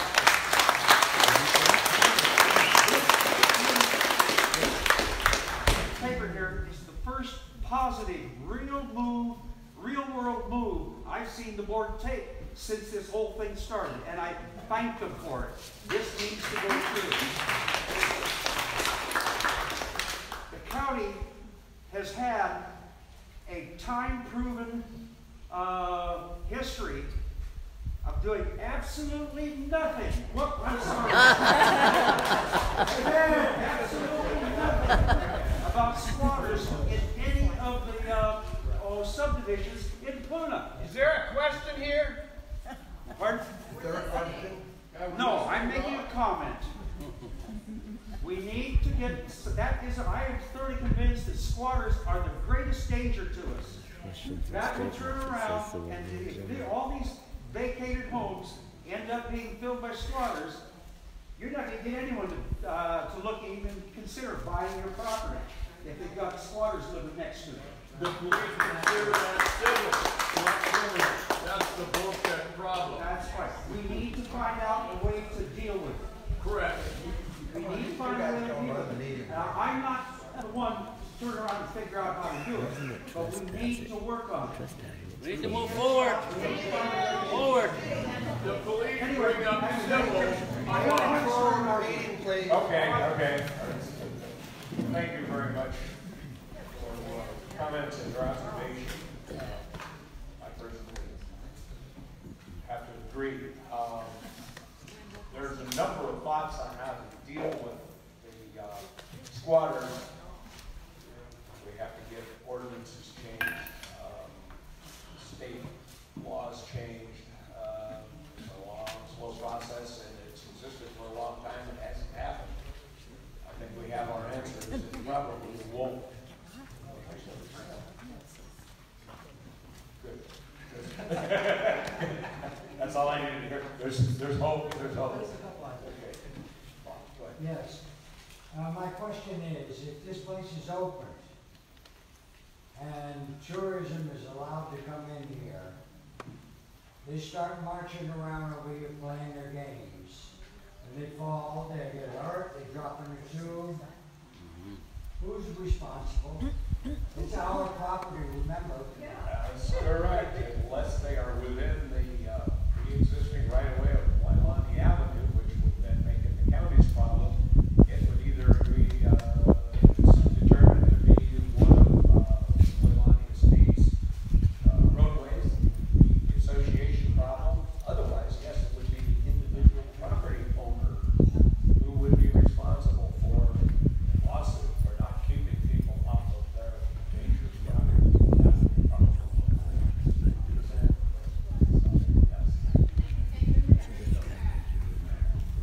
Hi, I talked to some neighborhood watch people when this all started, and they said they didn't have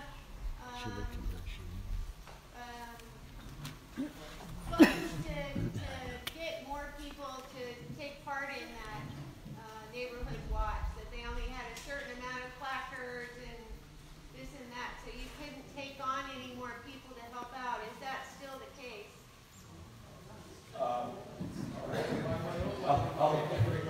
Yes, I'm going to defer to Greg. A little conversation on that. Greg is president of No, that is not true. We have funds to buy things. We don't have the volunteers to use them. So that's what we're looking for. Our meeting is Tuesday night at 7 o'clock over here in the building. Please come, please sign up. We need as many volunteers as we can get. Thank you.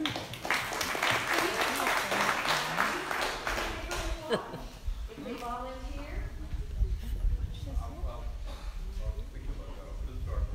Please do, because I've talked to 3 people who said, you know, I volunteered to be a neighborhood watch, and they told me I couldn't do it. Personally, I think if such one wants to do neighborhood watch, they should neighborhood watch for all areas. I don't think we want astronauts to drive down the street. Well, they already police their own area. They're just volunteering to help us. It's a great suggestion, and I think at the committee level, we're studying how we can bring one and two together. Let's go to the meeting. Thank you. Signage was the answer to one of the questions earlier, I think. That's next. Signage, yeah. That's next on our. Very good. The other thing, I'm very happy to see that you're going with the 2 committees. I signed up for that in October and never got a call back. Long story short, it would help a lot with a lot of anxiety. Thank you for moving forward. We really need that. Very good, very good. Do I have any more comments? Go for it. When we go ahead with the gate issue, where are you gonna put the gates and how many gates do you think you're gonna take? Look at the map. There's the map. The map's on there. Look at the map. Map. Okay, so the question had to do with if a gate is decided to be put in, and whether 1 and 2 join together, and where would the gate be located? Listen, that has to do with how 1 and 2 come together, if they do come together or not. It also has to do with whether or not you're going to have a security gate or some other alternative for how you deal with security in your neighborhood. Both of those issues are at the committee level, right? If you have questions about it, if you want to help decide the answers to those questions, come participate at the committee level. We've been asking for this since last month, and we haven't had people step up. So please, before you no, I apologize. I'm talking about, a couple of people have volunteered, and it has not been enough to even call a meeting, right? So for the folks, I've got folks that are exasperated because they've been trying to work on a committee, and then I've got folks that are asking questions that are committee level questions, and we don't have enough people volunteering to work on that committee. We have 2 committees, right? One is for the gate, whether, or security for the neighborhood, we'll put it that way, right? And the other is section 1 and 2, whether and how they can come together. Yes, Jimmy. Yeah, and I am the committee that was going to poll people as to whether there was interest within section 1 to either become part of Leilani 2 or be brought in under some other altered relationship with section 2, such as a changing of CCNR, multiple actions. May I, simply because that question's coming up right now, I was on the agenda to give a very brief presentation on that. Can I give that right this moment? Absolutely. Please come take the mic. And so we're going to get a presentation and an update on where the committee level work for 1 and 2 possibly coming together is at. And remember, for both committee level work, the gate committee hasn't even formed and started meeting yet, but will, as of whoever signs up today, in addition to whoever's already signed up. And then Andy will be moving forward on 1 and 2, and I'll be facilitating both. Okay. So, hi, my name is Andy Andrews. I live up near the intersection of Kabutai and Miley. I bought the property in 2005, moved here in 2007, and volunteered to be on the committee that would question folks from section 1 as to what, if any, interest they would have in being involved on some level in some way with section 2. I did some questioning. Mark's already indicated that he did some questioning. And the third person who gave me some information was Charles Taylor, who actually runs the next door site, and also gave me some information. It was done very informal. So, but in round numbers, about 45 people were asked. I don't know if some of those people were asked by 2 different people, so there may be some repeated. The first question was, do you have an interest in combining section 1, folding section 1 into section 2 in some way, shape, or form?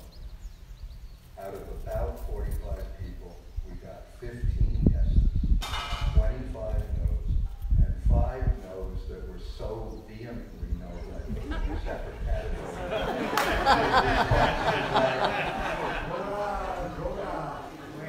With responses like, over my dead body, I won't even talk to you about it. Okay. By the way, this is just a fact. 25 are winning. The second question that was asked was, do you see a gate being put up for Leilani Estates as something that you would like to see happen or would not like to see happen?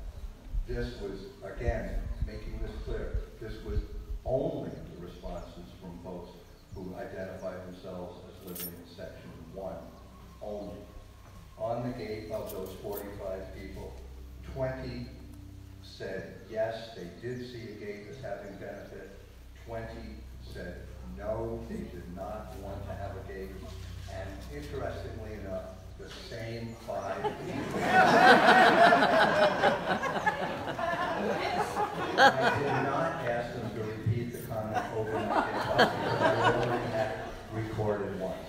So, my takeaway from it is, and I defer very much to Michael on this because he's a lawyer and I just pretend I am.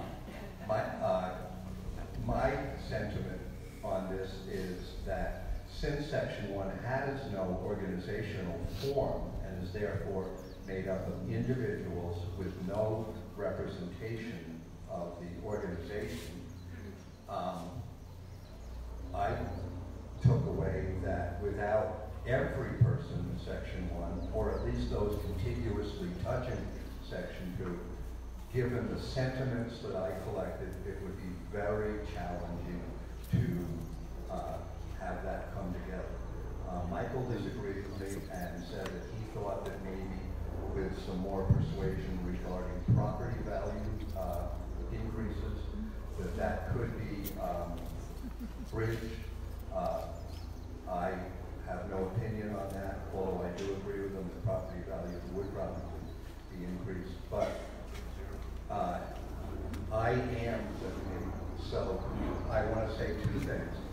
If you have questions out there and you're not joining the committee, then you don't get to say what you feel. Join a committee. This is our community. I was that committee, and I did that label. Mark did some on his behalf. Charles Taylor, who doesn't even live in Section 2, did some on his behalf. So if you're out there feeling strongly for something or strongly against something, get involved, folks. This is us. This is our life. This is our place. The second thing that I want to say is, I can actually have two more things I'm going to run together.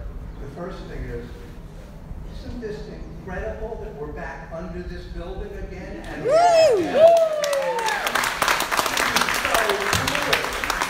so cool. I know a lot of you guys, and I really like and even love some of you guys. And so to see us all being here together.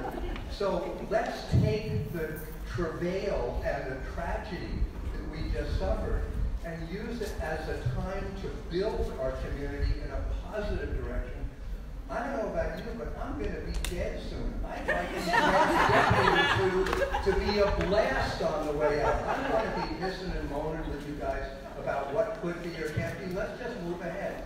The last thing I'm going to say is movie night is coming back. So, for those of you who don't know about movie night, we set up a big giant screen against that wall over there, and we set up a projector, and we show goofy old movies, and we go to jail if the movie producers know we were showing them in public. And some people bring popcorn, and some people come here, and the biggest turnout we ever got was for The Wizard of Oz being shown with the Pink Floyd Dark Side of the Moon soundtrack against it. And I'm not a dope smoker, but that night this room smelled strongly. So anyway,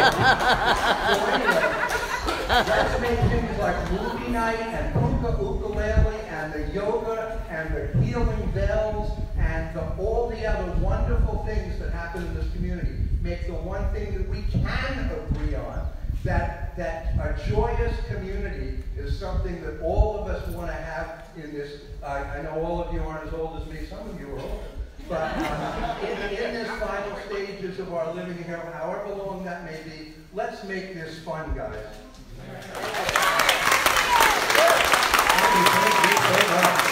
Andy's the president.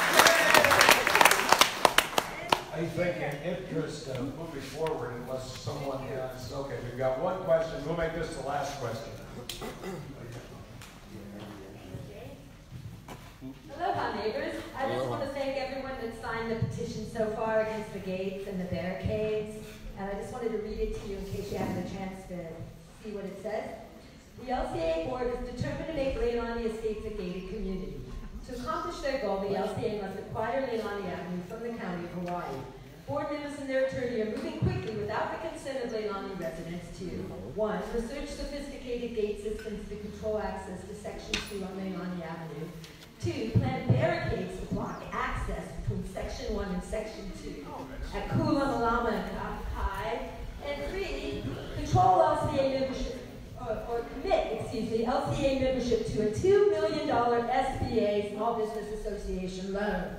Decisions that are made in haste are rarely the best decisions. We, the undersigned property owners in Leilani Estates, appeal to the County of Hawaii to deny or at least delay the LCA board control over Leilani Avenue and their plans to divide its residents and barricade emergency access roads. I got the copy of the petition. Anybody that hasn't had a chance to sign it yet, feel free to sign it. I got it. And thank you to everybody that signed it. I don't want my neighbors barricaded off. The only neighbors we have, I have a bunch of friends in Leilani 1. I don't want them barricaded off. Thank you. Enough. I wanted to thank everyone who participated. Thank you for your commentary. Thank you for everything you're doing.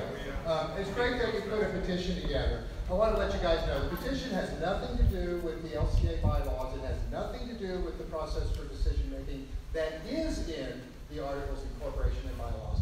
And the process that's been explained today, right, where these decisions are now being assigned to the committee level, the committees are going to work the problems, and the committees are going to come back with their recommendations. That, in turn, is what's going to be submitted to the general membership for vote. That's the process that you can expect. So there were a lot of statements in that petition that are just completely inaccurate, okay? But feel free to review it. All right, I've got a couple items. Let's see, where am I on this? We had President's statement up above, which I'm going to run down a couple of things. First of all, roadways. We got Capono and Magno repaired. Yeah. The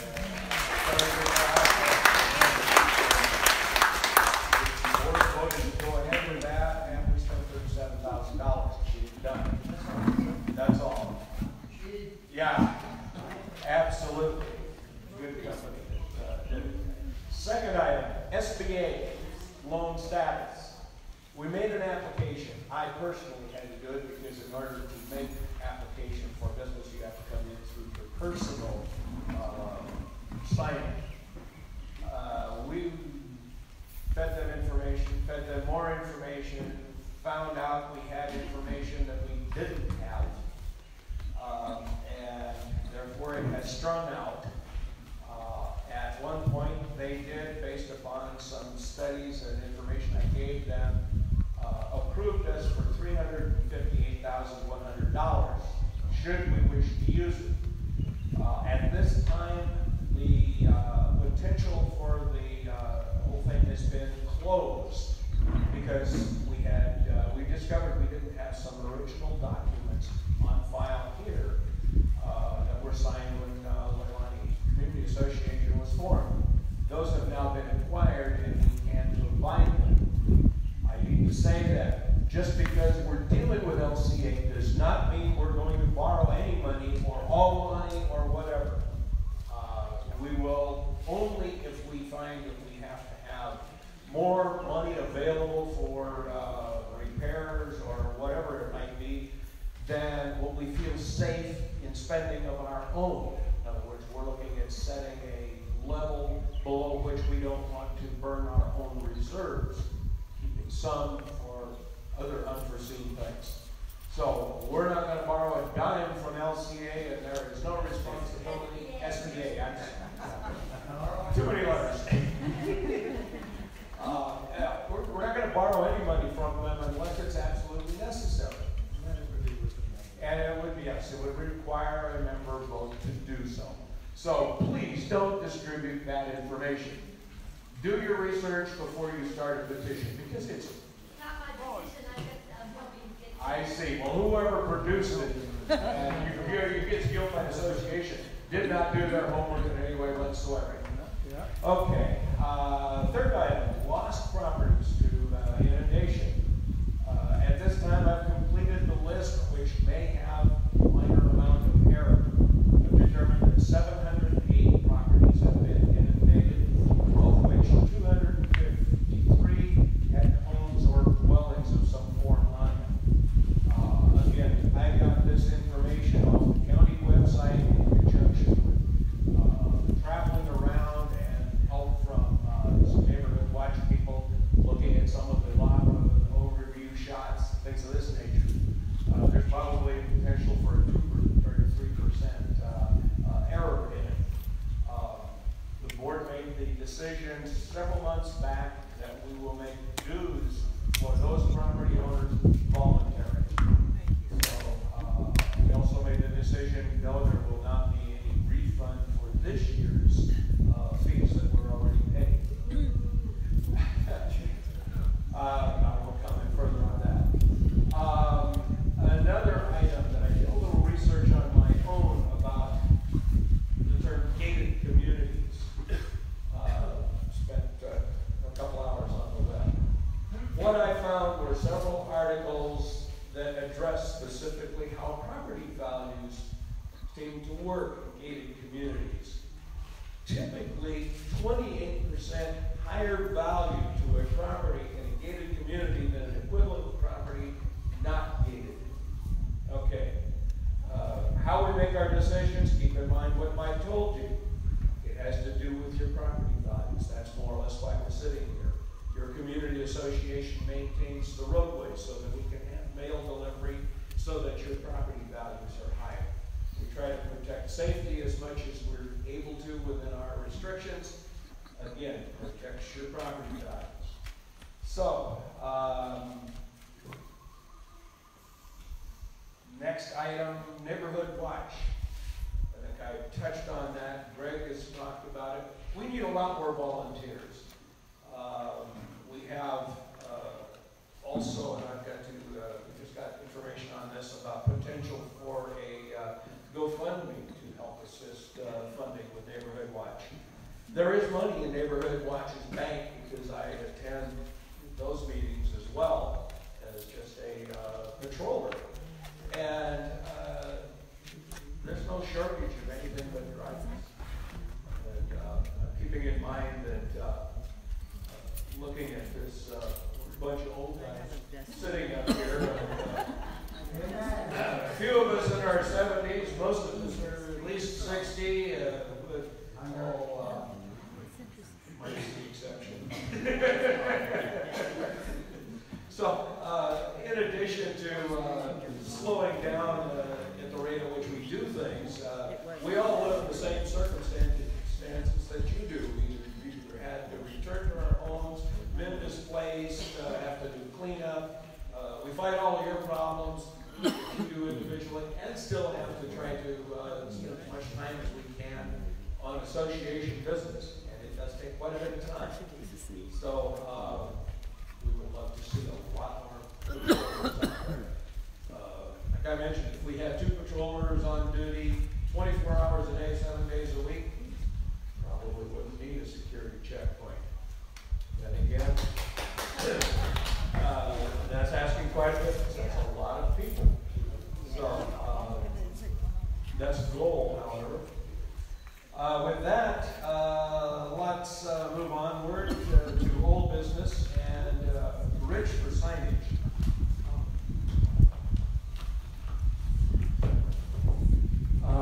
We're moving forward, folks. We're looking at all kinds of options. And I put together a plan of action, which I've shared with the other board members, concerning the influx of tourists. Basically, my plan is to install signage at the entrance to all streets in the lava zone. We're talking about Lower Leilani. The signage would read, private roads, no parking. Vehicles parked illegally will be towed at the owner's expense. Second thing we're going to do is notify all the towing companies available in this area of the possible intrusion from tourists with the cars and illegally parking on our private roads. As they are our roads, we can govern them. Offer to allow the towing companies to utilize the parking lot right here at the center as a temporary storage facility for towed vehicles.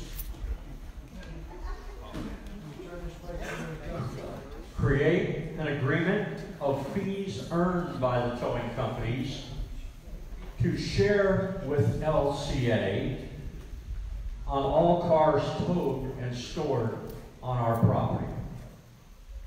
This is a solution to the influx of tourists, the people that live here that will drive on our roads, disturb your property, and if we do this, we create a source of income for Leilani as well.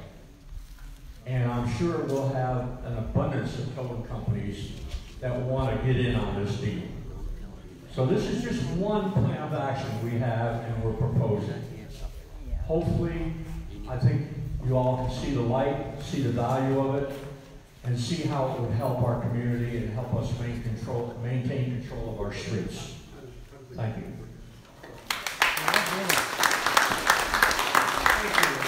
I just remembered one other item I didn't get on my list that I wanted to address, and that's the discussion about gating boundary between section 1 and section 2. LCA has control of its roadways. Section 1 does not have control of its roadways. We are legally able to block Malama and Kahukai. We could actually also block Kula. That decision has not been made, so it will remain open. We've had section 1 people driving on our roads without paying fees for decades.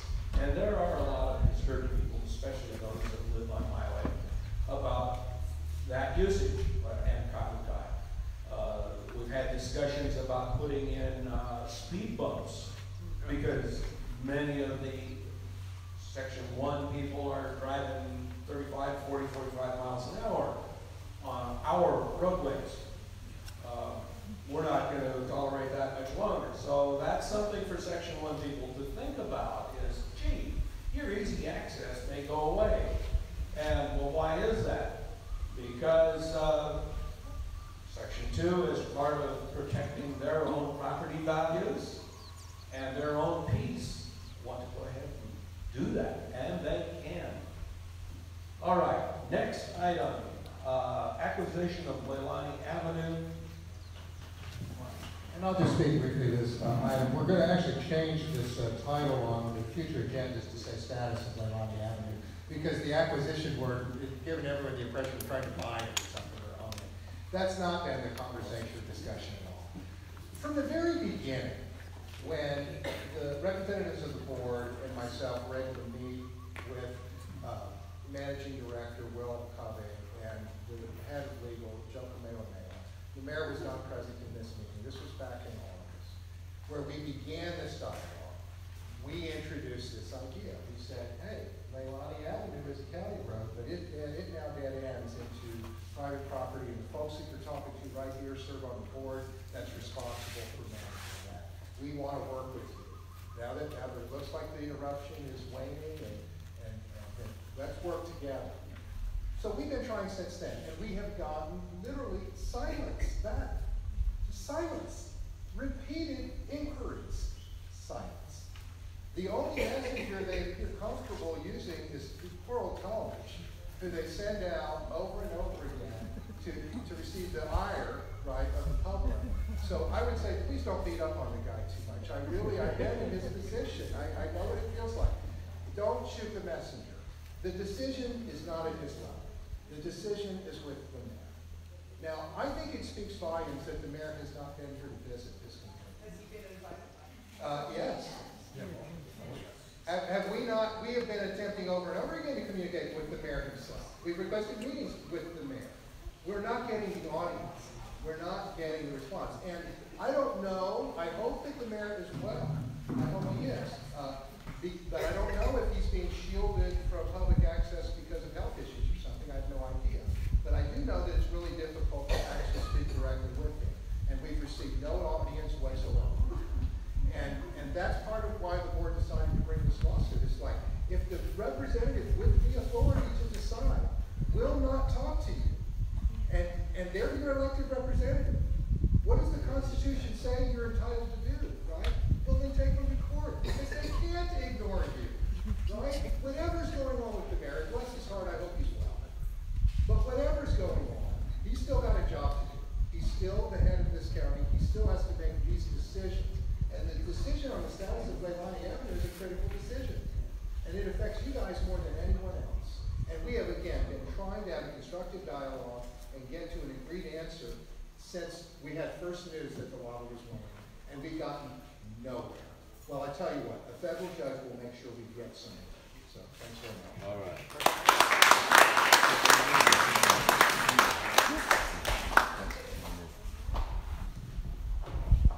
The barricades will be in place next week. And if you're wondering where, just to give you an idea, if you go on the south side, north side, there's a flow or access with a coal lava ending. They're going to be erected right in front of the flow field with safety signs, reflectors, just to hopefully keep everybody out from the flow field.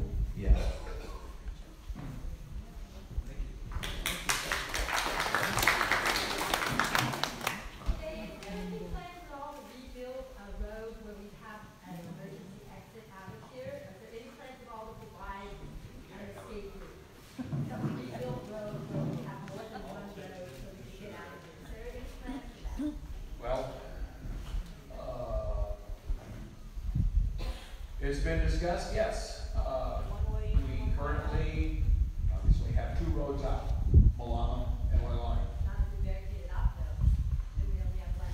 Malama would become a gate. The gate. It could be open. Gates malfunction. Let's not, okay. We're not. Okay. Candy, go. I don't mean to, well, no, of course I have to. I was also the committee of one who did the research on a gate. So where the petition says a expensive gate was researched, that was me. That was, Mark did some on his own, I know, but I made a presentation to the board of directors on some very perfunctory research about a gate, about purely the mechanics of a gate, not the wisdom, not the legality, purely the mechanics of a gate. Gated communities exist all over the world. Systems to get people, to get emergency people in and emergency access out is very addressed by gate manufacturers. We would not be reinventing the wheel at any level to get emergency people in and to get us out. Secondly, and there's all kinds of electronic, very contemporary systems to get into a community. It basically depends how modern do you want to be and how much money do you want to throw at it. The research that I did found that to put, and at that time we were researching 3 gates, no inference at all that that's a plan, simply research. A gate on Leilani Avenue, a gate on Kahukai Street, and a gate on Malama with all emergency access and egress, and also a very sophisticated entry system that would both let people who do have web access and don't have web access get in very successfully, was in round numbers coming out costing between $120,000 and $160,000 for the entire gate and all the labor to put it in. Jay's question at that time was, does that mean we have to do the work? And as one old guy took him to another, I assured him, absolutely not. So anyway, but with that said, all of these stories about a big, huge conspiratorial research, it was me, guys, it was Andy. And secondly, the amount of money that was talked about when I heard it, and maybe you don't all feel the same way, I was unbelievably impressed that a very contemporary, very well-designed gate system could be done that inexpensively. Thank you. Yeah. Thank you.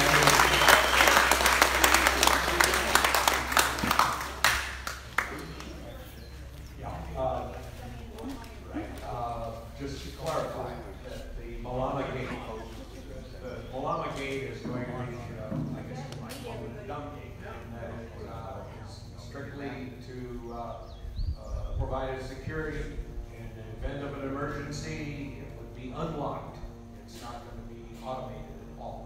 The board has also discussed the potential to, and we haven't moved forward with that yet because there are too many other issues, to make the extension of Kumakahi up to the dead end. That dead ends at the power line, which borders the north end of our properties on Kumakahi. If we were to take the guardrail out and gate that such that it could be open, that we might use that as an access and egress. That would be something we have to come to a deal with the property owners of that particular parcel. So that we will pursue. That would give us a third way out. Based upon that, the same could happen on the extension of O'Hare. But as long as we've got lava blocking all the rest of us, effectively we have Highway 130 as our only other egress, and nobody seems to be concerned about that. So, with that, we'll move on to question business. Question. Okay. Sorry, but I just wanted to know about this liability issue in Section 1. Section 1 is showing considerable hostility. They kind of hijacked your board meeting last time against any gate. And so I'm also wondering, well, what's the liability question of them using our road?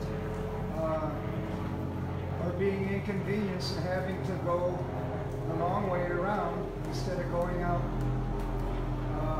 You say that you would put up a gate, but it would be a permanent closure. So they would be using our roads, and as they have been traditionally, correct? No, we would be gaining, let's say, Malama at the division between Section 1 and Section 2. Therefore, all Section 1 people would have to use their own streets.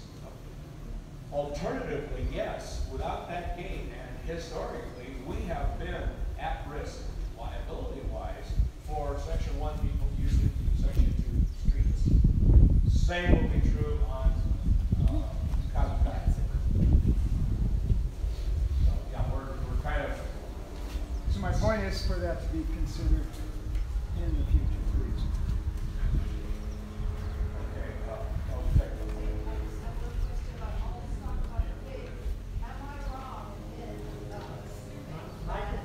Can't hear it. Cannot hear. Speak up. I can repeat the question. There. It's my understanding, and might be limited, that to just put up the gate on Leilani as well, you need the county to agree to it. So why are we even talking about a gate if the county has not agreed on it? Exactly. That's exactly right. We are not talking about a gate on Leilani Avenue. We are talking Malama and Kahukai only. Yes, listen. So that should do the math. So that's just to cut off Section 1, that's not to defend against tourists. It's also defending against tourists. We have tourists driving and walking in on Malama. But Leilani Avenue will be open. That is correct. That's why we're trying to work with the county. That's why Michael is pursuing his sign. Listen, listen. You know what? You know, people want to actually work out committee-level problems in these huge meetings. That's what these questions are about. Just join the Let's committee. understand the process.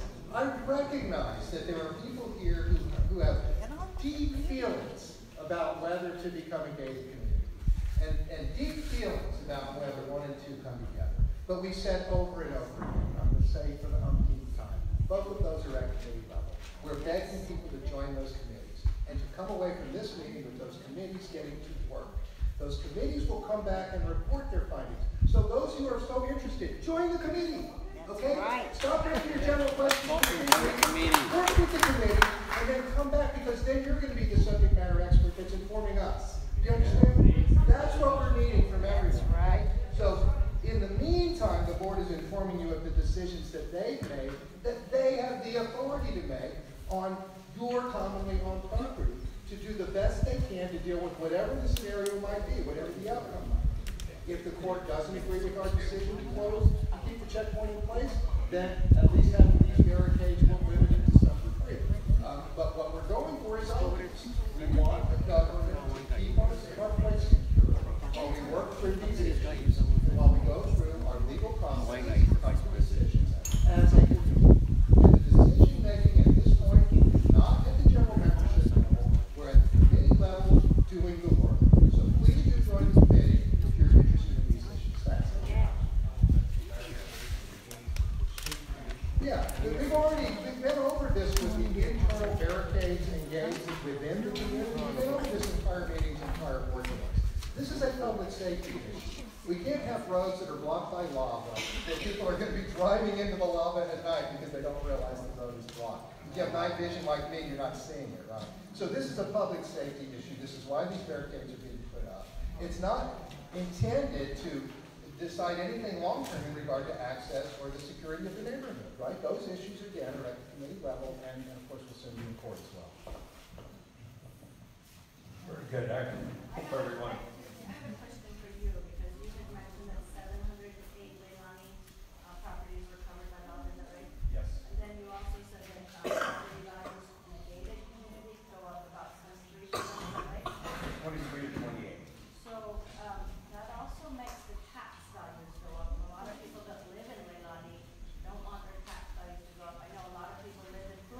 again, you're making a comment that belongs at the committee level. Okay? Can you take it to the committee level, please? Can everyone please report to the committee level?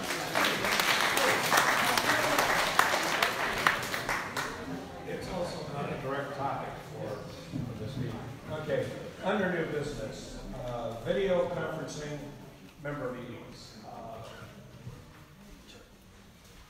I have this one put on the agenda because I've gotten several requests from absentee owners that they be able to view and comment.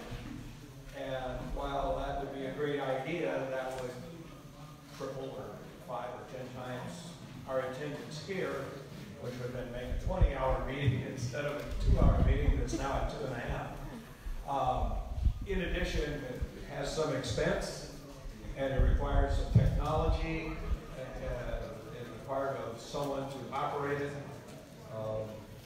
We don't have those resources handily available, so I'm going to say no, we're not going to do video conferencing probably of our meetings, at least for some time to come. But we are having the meetings recorded and broadcast. It's just that there's not going to be live participation. Let me take this opportunity to thank Ann Teller for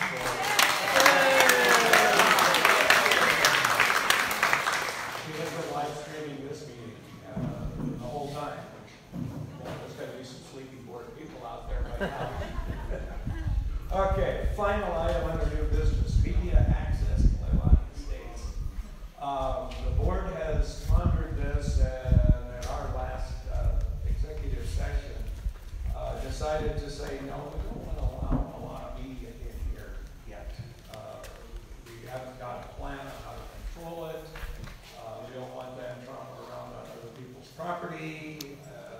So at this point, with the exception of 2 filming crews remaining that had been given partial okays by civil defense prior to us establishing our policy.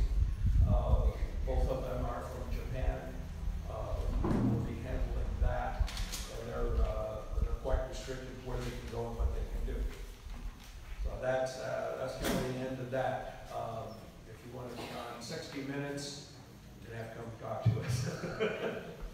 So, with that, are there any announcements from anyone? I just have one thing. Good. That's just to remind everybody, it's open for nominations for the board. We always have trouble even getting 7 people nominated. So if you're interested in running or know somebody who wants to run, the only requirements are you have to be a resident and good standing. So you have to have your dues paid and you have to be in compliance with the CCR. The forms are here. If you want to pick up one, you have to be printed to the office by end of business on December 31st. And just so you know, our president keeps us going up until midnight, Monday through Sunday, with what's going on here. Emails, okay? Just so you know.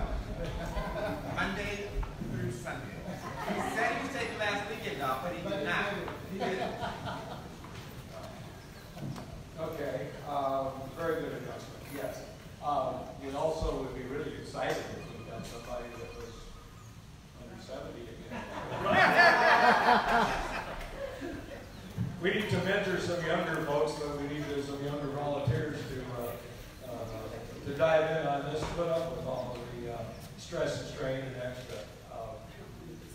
You get to spend as much time at it as you are physically able. I know it varies anywhere from 2 to 20 hours a week. So, with that, we have run 2:35. We will adjourn the meeting. Oh, what?